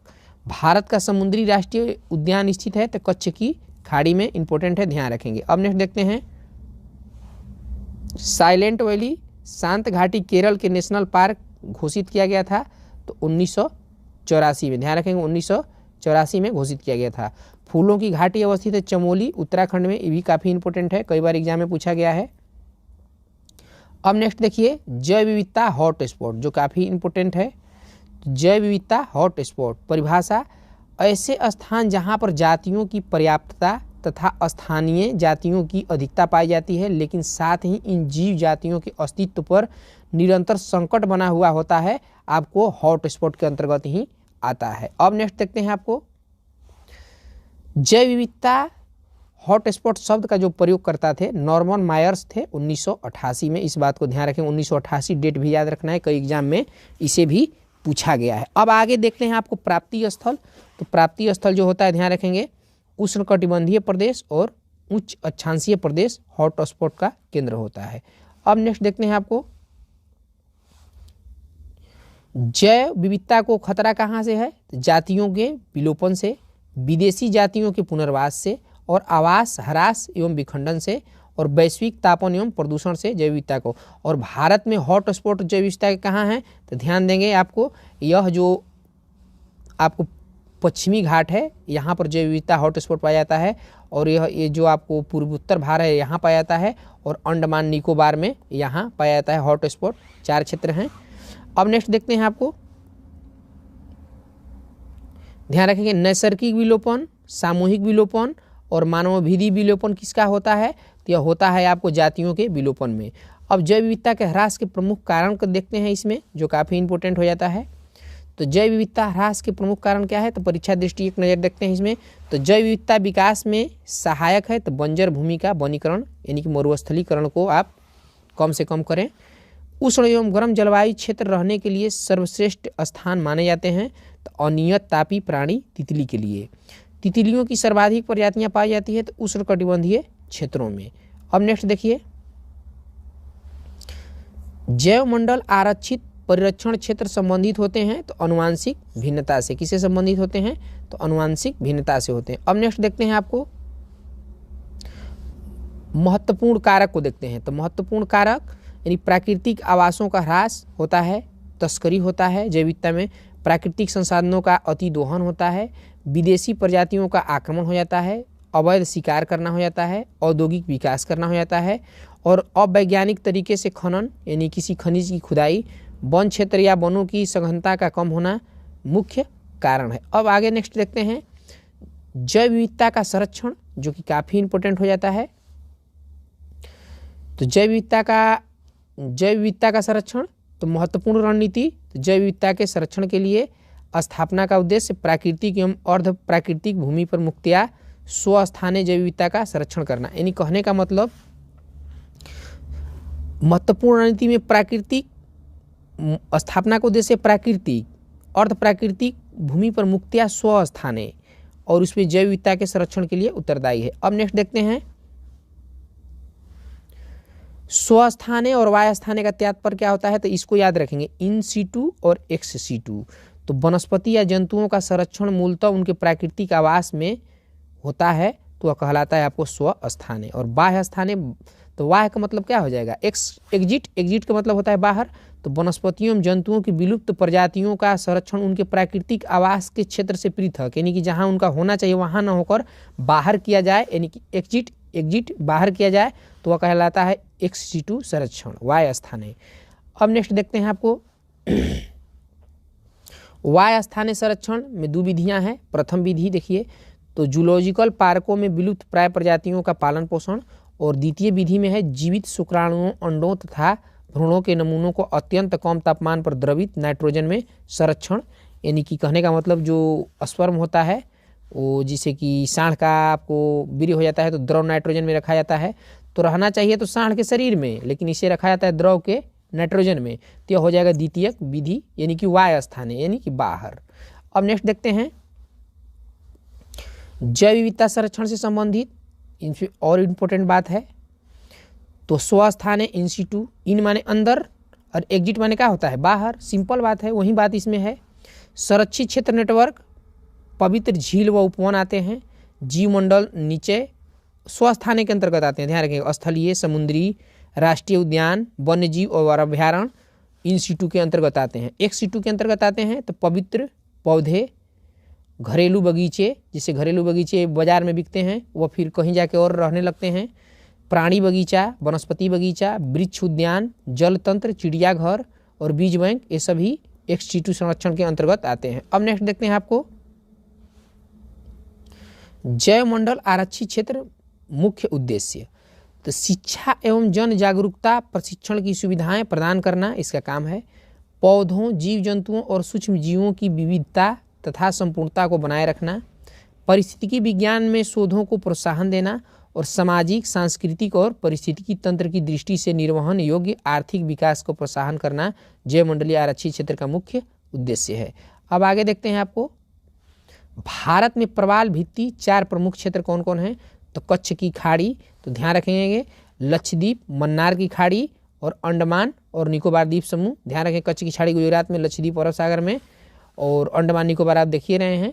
अब नेक्स्ट देखिए प्रवाल भित्ति क्षेत्र प्रकार, तो फ्रीजिंग और एटॉल, तो एटॉल का जो उदाहरण है लक्षद्वीप, एटॉल घोड़े के एक इस तरह से नाल टाइप का होता है एटॉल, ध्यान रखेंगे इसे मूंगा की चट्टाने भी कहा जाता है। मन्नार की खाड़ी, कच्छ की खाड़ी, अंडमान निकोबार द्वीप समूह फ्रीजिंग के उदाहरण है, प्रवाल भित्ति के ही बने हुए हैं। अब नेक्स्ट देखते हैं जैव विविधता का उपयोग, तो जैव विविधता का उपयोग कहाँ होता है, तो सांस्कृतिक लाभ में, औषधि निर्माण में, औषधि निर्माण में तो बिल्कुल होता है, भोजन एवं उन्नत किस्मों के स्रोत में भी, फल, तमाम तरह के आपको शहद चाहे फल प्राप्त किए जाते हैं, जड़ी बूटी किसी इससे, प्राकृतिक संतुलन में भी काफ़ी उपयोग होता है और परितंत्र सेवाएं में भी, और सौंदर्य परक लाभ में, यानी कि जो आपको जैव विविधता से जो भी वनस्पति प्राप्त होता है सौंदर्य प्रसाधान में उससे जड़ी बूटी का यूज किया जाता है। जैव विविधता के उपयोग देखते हैं तो सांस्कृतिक लाभ में आपको धार्मिक विश्वास और राष्ट्रीय गौरव, धार्मिक विश्वास का मतलब क्या होगा, जैसे आप मान लीजिए पीपल की पूजा करते हैं, आंवला की पूजा करते हैं, तो कम से कम जैव विविधता इससे क्या रहेगा, बरकरार रहेगा। सौंदर्य परक लाभ में तो पर्यटन, पालतू जानवर और साहित्य रचना, जैसे कि वनों में आप जाकर पर्यटन की दृष्टिकोण से किसी लेख की रचना कर रहे हैं, बुक लिख रहे हैं। पारितंत्र सेवाएं में देखते हैं तो जलवायु नियंत्रण वनों व सागरों द्वारा होता है, अपशिष्ट का पुनर्चक्रण होता है, जल संरक्षण होता है और सस्य परागण भी होता है, पोषण चक्रण और मृदा अपरदन की रोकथाम परितंत्र सेवाएं के अंतर्गत आते हैं। अब नेक्स्ट देखिए भोजन एवं उन्नत किस्मों के स्रोत में, तो नई फसलें, उन्नत किस्में सभी जानते हैं, औषधि निर्माण में कुनैन, टेक्सोल, बायोनोमिकल्स और फॉर्मिन, यह सभी कहाँ होते हैं, विविधता से, जैव विविधता से ही प्राप्त होते हैं ऐसे सारे चीज़ जो कि। अब नेक्स्ट देखते हैं आपको काफ़ी इंपॉर्टेंट है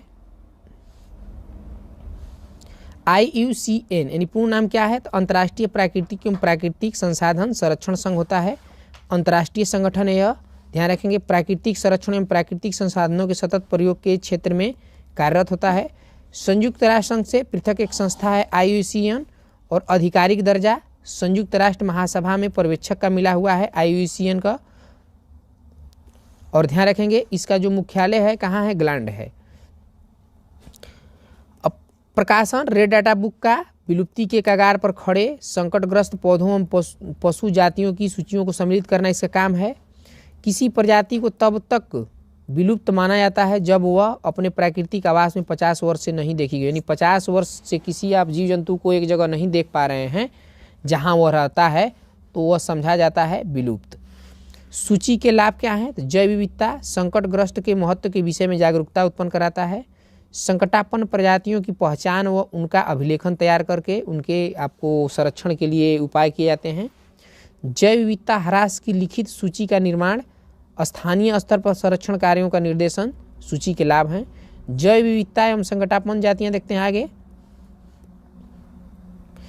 तो डिक्लोफिनेक सोडियम तो ध्यान रखेंगे जो डिक्लोफिनेक सोडियम होता था यह आपको गिद्धों को दिया जाता था, यह जानवरों को दर्द निवारक यानी बुखार आ जाता था, फीवर, तो जानवरों को दिया जाता था। जानवर में अस्थायी रूप से हमेशा के लिए रह जाता था। जब वो मरते थे जानवर तो गिद्ध क्या करते थे, उसे खाते थे। तो जब खाते थे गिद्ध, आपको ध्यान रखेंगे, तो गिद्ध जब खाते थे तो इसमें क्या होता था कि इसका असर हो जाता था और यह मरने लगे।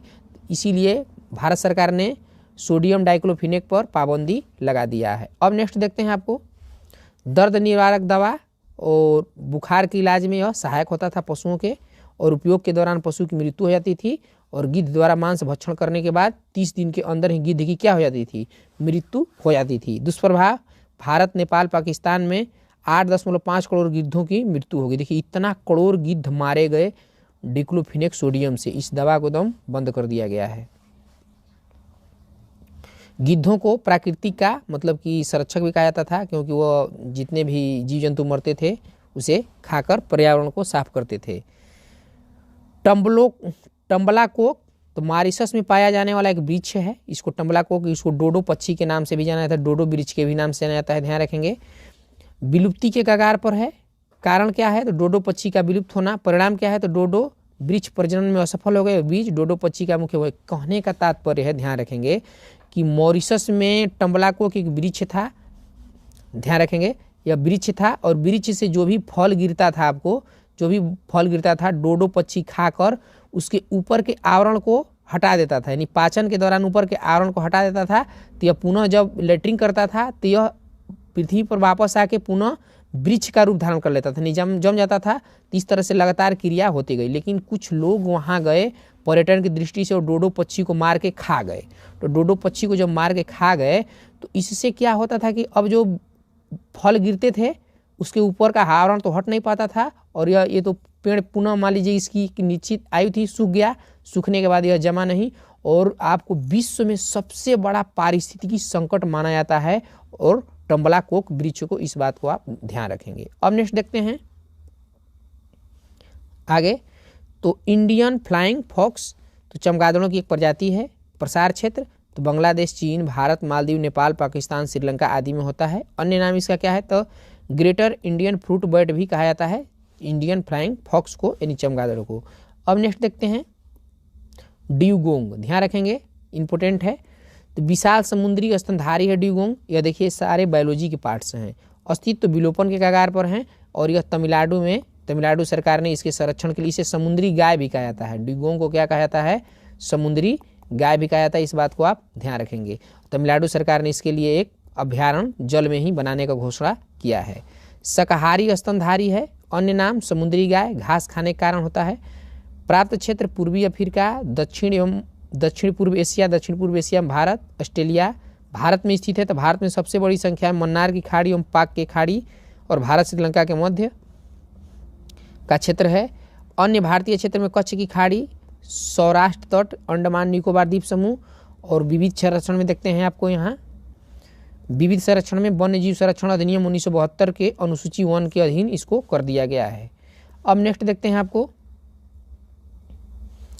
भारतीय वन्य गधा, तो प्राकृतिक आवास कच्छ के रण में है। आवास क्षेत्र के सीमित होते जाने के कारण अस्तित्व खतरे में है। और सिंह पुच्छी वानर, तो सिंह पुच्छी वानर देखते हैं, तो निवास क्षेत्र दक्षिण भारत में स्थित पश्चिमी घाट है। कहने का मतलब यह जो होता है पश्चिमी घाट आता है। और निवास राज्य तमिलनाडु, केरल, कर्नाटक में आता है सिंह पुच्छी वानर का। अब नेक्स्ट देखिए आपको उड़न गिलहरी, तो भारत, रूस, चीन, जापान, यूरोप, अफ्रीका, उत्तर अमेरिका आदि के अनेक भागों में प्राप्त होता है उड़न गिलहरी। भारत में कहाँ पाया जाता है, तो कुल 7 प्रजातियां भारत में पाई जाती है, और हिमालय क्षेत्र में सर्वाधिक 6 प्रजातियां पाई जाती है उड़न गिलहरी की। अब आगे नेक्स्ट देखते हैं, नेक्स्ट देखिए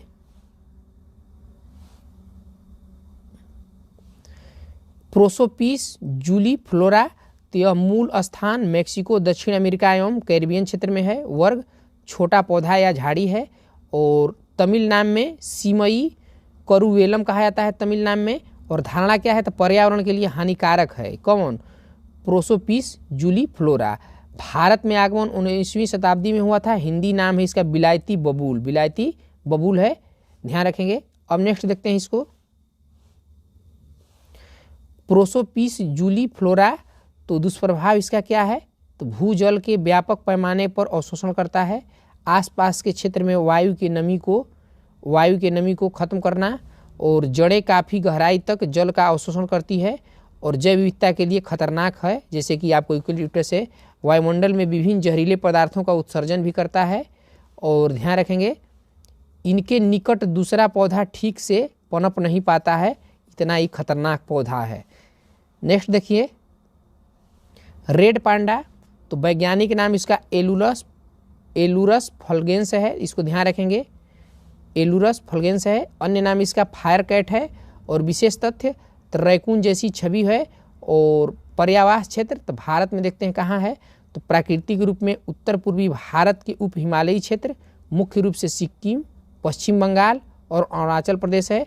और विश्व में नेपाल, भूटान, चीन, लाओस, म्यांमार में रेड पांडा पाए जाते हैं। अब नेक्स्ट देखते हैं इसमें देखिए, तो आपको ध्यान रखना है कि भारत में रामसर स्थलों की सूची कुल कितना है, तो कुल सूची जो है 19 है, लेकिन भारत में अभी जो वर्तमान में रामसर साइट्स हैं यानी आर्द्र भूमि, तो उनकी संख्या कितनी है, 47 है। इस बात को आप ध्यान रखें। रामसर के बारे में थोड़ा सा समझ लेते हैं, तो ध्यान रखेंगे 2 फरवरी को आपको 1971 में रामसर नामक स्थान पर एक सम्मेलन हुआ था, विश्व के देशों ने किया था, जो कि ईरान में पड़ता है। और यह सम्मेलन किया गया था आर्द्र भूमियों के संरक्षण के लिए। आर्द्र भूमि का तात्पर्य होता है कि जहां 1 मीटर तक जल उपस्थित क्षेत्रों में होता है वह आर्द्र भूमि के अंतर्गत आता है। तो वेटलैंड्स दिवस कब मनाया जाता है, तो आपको ध्यान रखेंगे 2 फरवरी को मनाया जाता है। और भारत में कुल कितने हैं आर्द्र भूमि वर्तमान में, 47 हैं। 47वां जो उत्तर प्रदेश में है।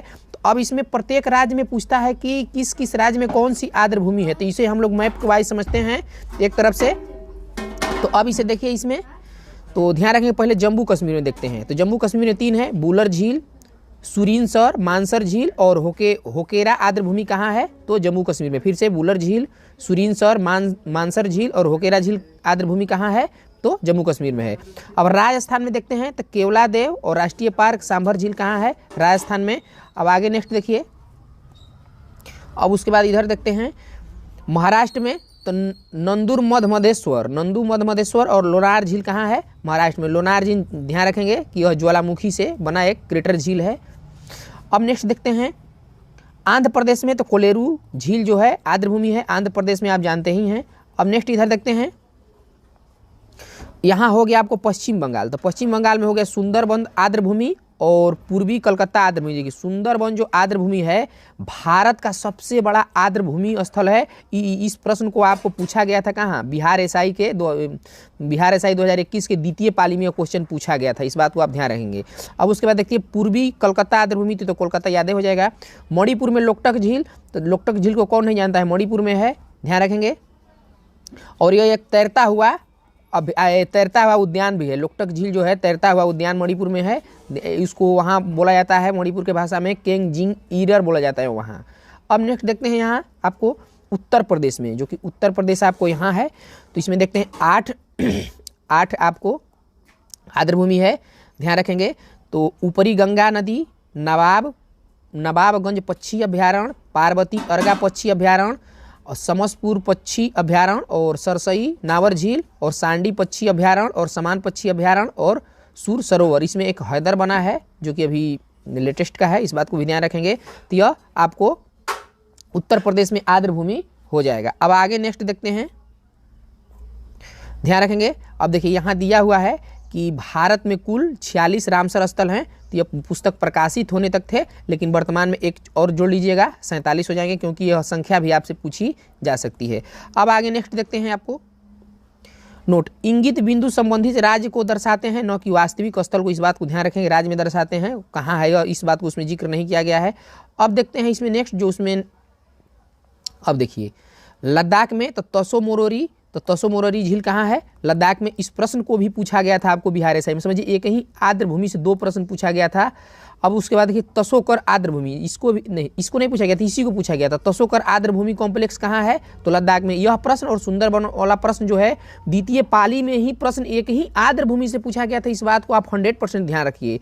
तसोकर आर्द्र भूमि कॉम्प्लेक्स कहाँ है? तो लद्दाख में है। और जो ध्यान रखेंगे सबसे बड़ा राष्ट्रीय उद्यान है आपको हिमीस, वह भी कहाँ है? लद्दाख में है। और सबसे छोटा तो आप जानते ही हैं साउथ बटन है। तो कैसे याद कीजिएगा सबसे छोटा? तो 0.03 वर्ग किलोमीटर में है, इस बात को ध्यान रखेंगे। और यह जो है 3500 वर्ग किलोमीटर में है हिमीस। और यह कार्बन डाइऑक्साइड इतना ही है, कार्बन डाइऑक्साइड इतना ही होता है, तो याद रख लेंगे इतना है। अब नेक्स्ट देखते हैं हरियाणा में, तो सुल्तानपुर राष्ट्रीय पार्क सभी जानते हैं। भिंडावास वन्यजीव अभ्यारण्य कहाँ है? तो ये आपको अभ्यारण्य है, लेकिन आपको रामसर स्थल की सूची में भी आता है, इस बात को आप ध्यान रखेंगे। अब उसके बाद देखते हैं आपको पंजाब में, तो Keshopur Miami community reserve, Nangal वन्यजीव अभ्यारण्य, ब्यास संरक्षण रिजर्व और हरिके झील, कांजली रोपड़, यह कहाँ है? आपको पंजाब में है, इसको ध्यान रखेंगे। अब नेक्स्ट देखिए आगे गुजरात, तो गुजरात में जो है आपको तो नल सरोवर जो पक्षी अभ्यारण्य के लिए भी जाना जाता है, बधावन आर्द्र भूमि और बधावन पोर्ट भी है। थोल झील वन्यजीव अभ्यारण्य कहाँ है? गुजरात में है। अब केरल में देखते हैं अष्टमुदी आर्द्र भूमि, शास्ताम कोट्टा झील और बेम्बनाद कोल, तो इस सभी लोग जानते हैं, याद होगा, केरल में है। अब नेक्स्ट देखिए सभी आर्द्र भूमियों को ध्यान रखना है कि किस किस स्टेट में पड़ता है। तमिलनाडु में है। पॉइंट कैलीमियर वन्यजीव और पक्षी अभ्यारण्य आपको कहाँ है? तमिलनाडु में है। उड़ीसा में तो भीतरकनिका मैंग्रोव और चिल्का झील कहाँ है? उड़ीसा में है। और आपको ध्यान रखेंगे मध्य प्रदेश में तो भोज जो है स्टेशन का भी नाम मध्य प्रदेश में बदल कर रखा गया है भोपाल का, तो भोज जो है आपको आर्द्र भूमि कहाँ है? मध्य प्रदेश में है। अब नेक्स्ट देखते हैं आपको इधर, तो रुद्रसागर झील कहाँ है? तो त्रिपुरा में। यानी कि भगवान शिव जब रुद्र होते थे तो अपना तीनों आँख यानी त्रिनेत्र खोलते थे, तो त्रि का मतलब हो जाएगा क्या? त्रिपुरा, रुद्र त्रिपुरा। अब देखते हैं बिहार, तो बिहार में काबरताल झील आर्द्र भूमि है, यह आपको बेगूसराय में पड़ता है, इस बात को ध्यान रखेंगे। असम में तो दीपोर बिल सभी जानते हैं, असम में है। उत्तराखंड में आसन संरक्षण रिजर्व जो आर्द्र भूमि है वेटलैंड्स कहाँ है? उत्तराखंड में है। अब इसके बाद नेक्स्ट देखते हैं हिमाचल प्रदेश में तो चंद्रताल आर्द्र भूमि, पौंग बांध झील और रेणुका झील। देखिए यह पिछला एसआई में पूछा गया था इसको, रेणुका को, कि सबसे छोटी भारत की आर्द्र भूमि कौन है? तो रेणुका आर्द्र भूमि है। और वह कहाँ है? तो ध्यान रखेंगे हिमाचल प्रदेश में। अब की बार पूछा गया था आर्द्र भूमि 2 पूछा गया था, तसोकर और आपको सुंदरबन। अब समझिए कि एक ही आर्द्र भूमि से इतने प्रश्न पूछे जाते हैं, इसलिए आपको 100% याद रखना होगा। अब नेक्स्ट देखते हैं, इसमें आपको इधर देख लेते हैं अंडमान निकोबार दिया है कि नहीं दिया है, इसमें तो अंडमान निकोबार नहीं दिया है। अब आगे नेक्स्ट देखते हैं रामसर सम्मेलन, तो रामसर सम्मेलन के बारे में समझ लेते हैं जो कि काफ़ी इंपॉर्टेंट है। तो जैव विविधता का बृहद संग्रहागार जलीय तथा शुष्क स्थलीय परिस्थितिकी तंत्र के बीच के क्षेत्र होते हैं आर्द्र भूमि, और प्राकृतिक में पानी को सोखने और छानने की विशाल स्पंज होते हैं। और इसे भूमि के इससे पानी का क्या होता है? रिसाइकलिंग होता है, और इसे किडनी कहा जाता है, यानी पृथ्वी का किडनी या फेफड़ा भी इसे कहा जाता है आपको रामसर स्थल को। अब नेक्स्ट देखते हैं आपको महत्वपूर्ण तथ्य इससे क्या है, ध्यान रखेंगे। तो ग्लैंड स्विट्जरलैंड रामसर सचिवालय का मुख्यालय है। 2 फरवरी को विश्व आर्द्र भूमि दिवस मनाया जाता है। गुजरात भारत में आर्द्र भूमियों के अंतर्गत सर्वाधिक क्षेत्र वाला राज्य है, कौन? गुजरात। मॉन्ट्रियल रिकॉर्ड, तो देखिए अभी ध्यान रखेंगे तो 1400 से कुछ आपको आर्द्र भूमि रामसर स्तर में दुनिया भर के शामिल है। जो पहला इसमें शामिल किया गया था, आप इसको ध्यान रखेंगे, कीबोर्ग को शामिल किया गया था। तो कीबोर्ग किस देश में पड़ता है? तो ऑस्ट्रेलिया का आर्द्र भूमि पहला था रामसर स्थल में शामिल होना, कीबोर्ग, जो कि ऑस्ट्रेलिया में पड़ता है। अब नेक्स्ट देखते हैं मॉन्ट्रियल रिकॉर्ड, तो अंतर्राष्ट्रीय महत्व की आर्द्र भूमियों की सूची में उन आर्द्र भूमियों का रजिस्टर है जहां मानवीय हस्तक्षेप के परिणाम स्वरूप आर्द्र भूमि के पारिस्थितिक स्वरूप में परिवर्तन होता दिख रहा है। कहने का मतलब कि जो एक विलुप्ति के कगार पर, उसके संरक्षण के लिए सरकार ऐसे प्रावधान कर रही है। या तो हो गया है, या हो रहा है, या संभावित है। इसी सेंटेंस के परिप्रेक्ष्य में बात कहा गया है, तीनों में से कोई है तो आर्द्र भूमि संरक्षण सरकार को करना नितांत आवश्यक हो जाता है। अब रामसर सम्मेलन के बारे में देख लेते हैं, तो बता दिए थे। आर्द्र भूमियों के संरक्षण से संबंधित रामसर ईरान में अवस्थित एक नगर है, और 2 फरवरी 1971 को बैठक हुई थी। विश्व के सभी देशों ने लगभग भाग लिया था, कन्वेंशन की नींव पड़ी, और 21 दिसंबर 1975 से सम्मेलन का पूर्णतः क्रियान्वयन किया गया, यानी लागू किया गया। अब नेक्स्ट देखते हैं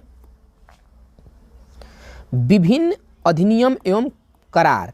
तो जैव विविधता अधिनियम तो देखते हैं पारित कब हुआ था, तो 11 दिसंबर 2002 को हुआ था, भारतीय संसद द्वारा पारित किया गया था जैव विविधता अधिनियम। प्रावधानों के क्रियान्वयन हेतु इसमें क्या क्या प्रावधान है, तो इसमें देख लेते हैं आपको।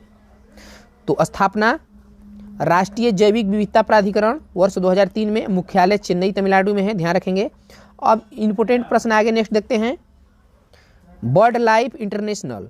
तो संरक्षण संगठनों की एक वैश्विक भागीदारी है, पक्षियों, उनके आवासों एवं वैश्विक जैव विविधता के संरक्षण हेतु कार्यरत है, प्राकृतिक के संरक्षण हेतु विश्व की सबसे बड़ी भागीदारी है, ध्यान रखेंगे बर्ड लाइफ इंटरनेशनल के संबंध में, और विश्व भर में 121 भागीदार हैं इसके।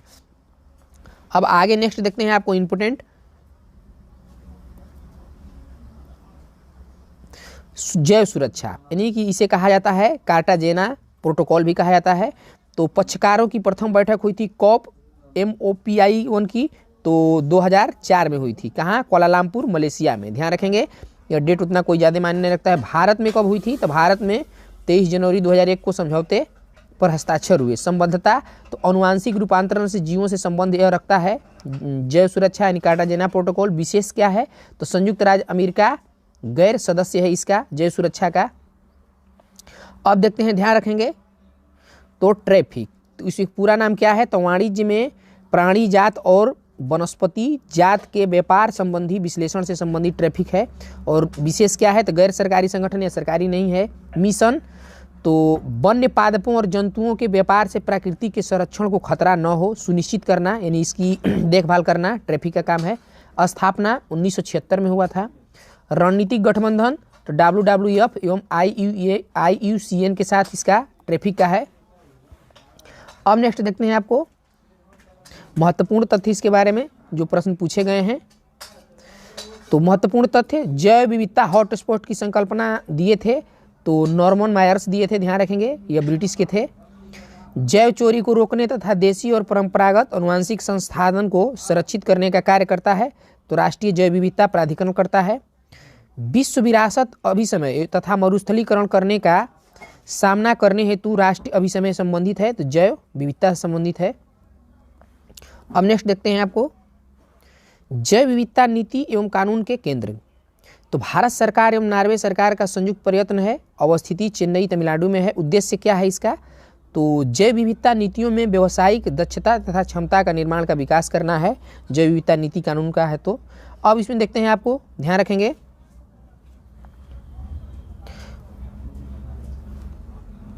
अब इसमें देखते हैं आपको टीब, तो इनका पूरा नाम क्या है, ध्यान रखेंगे, परितंत्र एवं जैव विविधता का अर्थतंत्र होता है, the economics of ecosystem and biodiversity होता है टीब का अर्थ। और कार्यालय कहाँ है, जिनेवा स्विट्जरलैंड में। विश्वव्यापी पहल यह टीब करता है। फोकस क्या है, तो जैव विविधता तथा परितंत्र के आर्थिक लाभों के प्रति ध्यान आकर्षित करना टीब का उद्देश्य है। सहायक तो निर्णयन प्रक्रिया में निर्णय लेते समय परितंत्र एवं जैव विविधता द्वारा प्राप्त लाभों को ध्यान में रखने हेतु इसका निर्णय लिया जाता है। और इसमें भूमिका क्या है, तो भूमिका जो है परितंत्र एवं जैव विविधता के आर्थिक लाभों को प्रस्तुत कर निर्णयकर्ताओं के लिए सभी स्तरों पर दिग्दर्शक की है। और संस्था तो संयुक्त राष्ट्र पर्यावरण कार्यक्रम के अंतर्गत कार्य करने वाली यह संस्था है। अब नेक्स्ट देखते हैं आपको जैव विविधता से संबंधित विविध प्रश्न जो कि एग्जाम में पूछे जाते रहे हैं। तो जैव सुरक्षा से संबंधित कार्टाजेना प्रोटोकॉल पर भारत सरकार ने हस्ताक्षर किया था तो 23 जनवरी 2001 को। कार्टाजेना प्रोटोकॉल पर भारत सरकार ने कब हस्ताक्षर किया था, तो 2001 को। अब नेक्स्ट देखते हैं, तो समशीतोष्ण और शीत प्रधान देशों में रहने वाले जीवों की उस निष्क्रिय तथा अवसन्न अवस्था जिसमें वहाँ के अनेक प्राणी जाड़े के समय बिताते हैं को कहा जाता है, तो शीत निष्क्रियता कहा जाता है। अब नेक्स्ट देखते हैं आपको जैव द्रव्यमान के उत्पादन की दृष्टि से प्रथम स्थान पर है तो उष्णकटिबंधीय वर्षा वन। गहरे सागर में वार्षिक स्तर पर जैव द्रव्यमान उत्पादन होता है तो नगण्य होता है। सक्रिय पर्यावरण कार्यकत्री एवं भूमंडलीकरण विरोधी लेखिका वंदना शिवा की पुस्तक का नाम क्या है, तो टुमारोज बायोडाइवर्सिटी। देखिए इसे आप 100% याद रखेंगे इस पुस्तक को, क्योंकि कई एग्जाम में इसे पूछा गया है कि टुमारोज बायोडाइवर्सिटी पुस्तक के लेखक कौन है, तो इसके लेखक हैं, आपको ध्यान रखेंगे, वंदना शिवा हैं, टुमारोज बायोडाइवर्सिटी पुस्तक के लेखक। संयुक्त राष्ट्र संघ द्वारा जैव विविधता दिवस मनाया जाता है, तो 22 मई को मनाया जाता है। देखिए 22 मई को मनाया जाता है आपको जैव विविधता दिवस, और 22 अप्रैल को मनाया जाता है। 22 अप्रैल के बाद मनाया जाता है, अप्रैल के बाद क्या आता है मई, तो 22 अप्रैल को मनाया जाता है, आपको ध्यान रखेंगे, पृथ्वी दिवस मनाया जाता है। और 22 मार्च को मनाया जाता है, 22 मार्च को मनाया जाता है क्या, तो 22 मार्च को मनाया जाता है जल दिवस। तो जल दिवस 22 मार्च को, 22 अप्रैल को आपको पृथ्वी दिवस, और 22 मई को जैव विविधता दिवस। तीनों एक ही क्षेत्र से संबंधित है, इसे आप ध्यान रखेंगे। अब नेक्स्ट देखते हैं, उड़ीसा राज्य के क्योंझोर जिला में अवस्थित गुप्त गंगा पहाड़ी उद्गम स्थल है, तो बैतरणी नदी का, यानी कि जो गुप्त गंगा पहाड़ी है, बैतरणी नदी वहाँ से निकलती है। जब गर्म मौसम के आहार सर्दियों में नहीं मिलते हैं, तब शीत निष्क्रियता का सहारा लेने वाले जंतु गिलहरी, भालू और कुछ कीटभक्षी चमगादड़ होते हैं। कीटभक्षी पौधा कौन है, तो ड्रोसरा है, घटपर्णी है, इसे भी ध्यान रखेंगे। अब नेक्स्ट देखते हैं आपको वेटलैंड्स इंटरनेशनल, तो इसमें इंपॉर्टेंट क्या है, तो गैर सरकारी एवं गैर लाभकारी वैश्विक संगठन है वेटलैंड्स इंटरनेशनल, और आर्द्र भूमियों में उनके संसाधनों को बनाए रखने तथा उन्हें पुनः स्थापित करने हेतु यह कार्यरत है। मुख्यालय इसका वेटलैंड्स इंटरनेशनल का कहाँ है, तो नीदरलैंड है। अब नेक्स्ट देखिए, अब उसमें इंपॉर्टेंट देखते हैं सीबकथोर्न। तो सीबकथोर्न के बारे में हम पढ़ते हैं, काफ़ी ही इंपॉर्टेंट है सीबकथोर्न। अब नेक्स्ट देखिए, यह बात जो है सीबकथोर्न के बारे में हम लोग पढ़ेंगे। सीबकथोर्न के, तो लद्दाख की पहाड़ी पर पाया जाने वाला पेड़, इसके बारे में विटामिन तथा पोषक तत्वों की प्रचुरता होती है सीबकथोर्न में। चंगेज खां द्वारा अपनी सेना की ऊर्जस्विता को उन्नत करने हेतु सीबकथोर्न का प्रयोग किया गया था। सीबकथोर्न का प्रयोग किया गया था। रूसी कॉस्मोनॉट यानी कॉस्मिक विकिरणों से बचाव हेतु सीबकथोर्न का प्रयोग करते हैं, काफ़ी इंपॉर्टेंट है, जो कि भारत में ही लद्दाख में पाया जाता है। अब नेक्स्ट देखिए, पर्णपाती झाड़ी, तो भारत में लेहबेरी के नाम से जानी जाती है। तो जो सीबकथोर्न है भारत में लेहबेरी के नाम से जानी जाती है। अब भारत में वितरण क्षेत्र कहाँ कहाँ सीबकथोर्न पाया जाता है, तो लद्दाख क्षेत्र में, कुकुम, सारी, लाहौल, काजा, ताबो में, ताबो मठ कहाँ है, हिमाचल प्रदेश में, हिमाचल प्रदेश, नाथुला, सिक्किम, उत्तराखंड, अरुणाचल प्रदेश, यानी कि पर्वतीय क्षेत्रों में यह वनस्पति पाई जाती है, जो कि बहुत ही काफ़ी शारीरिक रूप से ऊर्जा प्रदान करने के लिए जानी जाती है। अब नेक्स्ट देखते हैं, तो पत्ती, फल, जड़ और कांटे सभी उपयोगी हैं। इसके पत्ती भी, फल भी, जड़ भी सीबकथोर्न के उपयोगी हैं। परंपरागत रूप से प्रयोग औषधि निर्माण में, पोषक पूरकता में, ईंधन में, पर्यावरण संरक्षण में और बाढ़ में, सभी तरह से यह एंटीबायोटिक कह सकते हैं यह है। अब नेक्स्ट देखते हैं सहायक, तो नाइट्रोजन स्थिरीकरण में भी सहायक है, जैसे आपको राइजोबियम नामक दलहनी की जड़ों में होते हैं। आदर्श पौधा, तो शीत मरुस्थल नियंत्रण में, यानी शीत मरुस्थल में नियंत्रण होता है, अगर शीत मरुस्थल में इसे खाते हैं तो आपको गर्मी महसूस होगा। उगने की क्षमता, तो अधिक ऊंचाई वाले पर्वतीय क्षेत्रों में भी उग सकता है, यानी कि एक तरह से वहाँ का जंगली यानी वन निर्वनीकरण को रोका जा सकता है। अब नेक्स्ट देखते हैं आपको हरित गिरी प्रभाव एवं जलवायु परिवर्तन, इससे इंपॉर्टेंट है। तो ग्रीन हाउस गैस, तो प्रत्यक्ष रूप से शामिल गैसें हैं कौन, तो carbon dioxide, methane, nitrous oxide, CFC यानी क्लोरोफ्लोरोकार्बन, और SF और NF3 जो है आपको प्रत्यक्ष रूप से ग्रीन हाउस गैस के अंतर्गत आते हैं। अब उसमें आगे देखते हैं, तो इसमें अप्रत्यक्ष रूप से शामिल गैसें हैं, तो nitrogen oxide, carbon monoxide gas, non methane, volatile organic compounds तथा सल्फर डाइऑक्साइड, ध्यान रखेंगे अप्रत्यक्ष रूप से शामिल हैं। अब आगे इसमें नेक्स्ट देखते हैं आपको सौर ऊर्जा। तो सौर ऊर्जा के बारे में एक नज़र देखते हैं।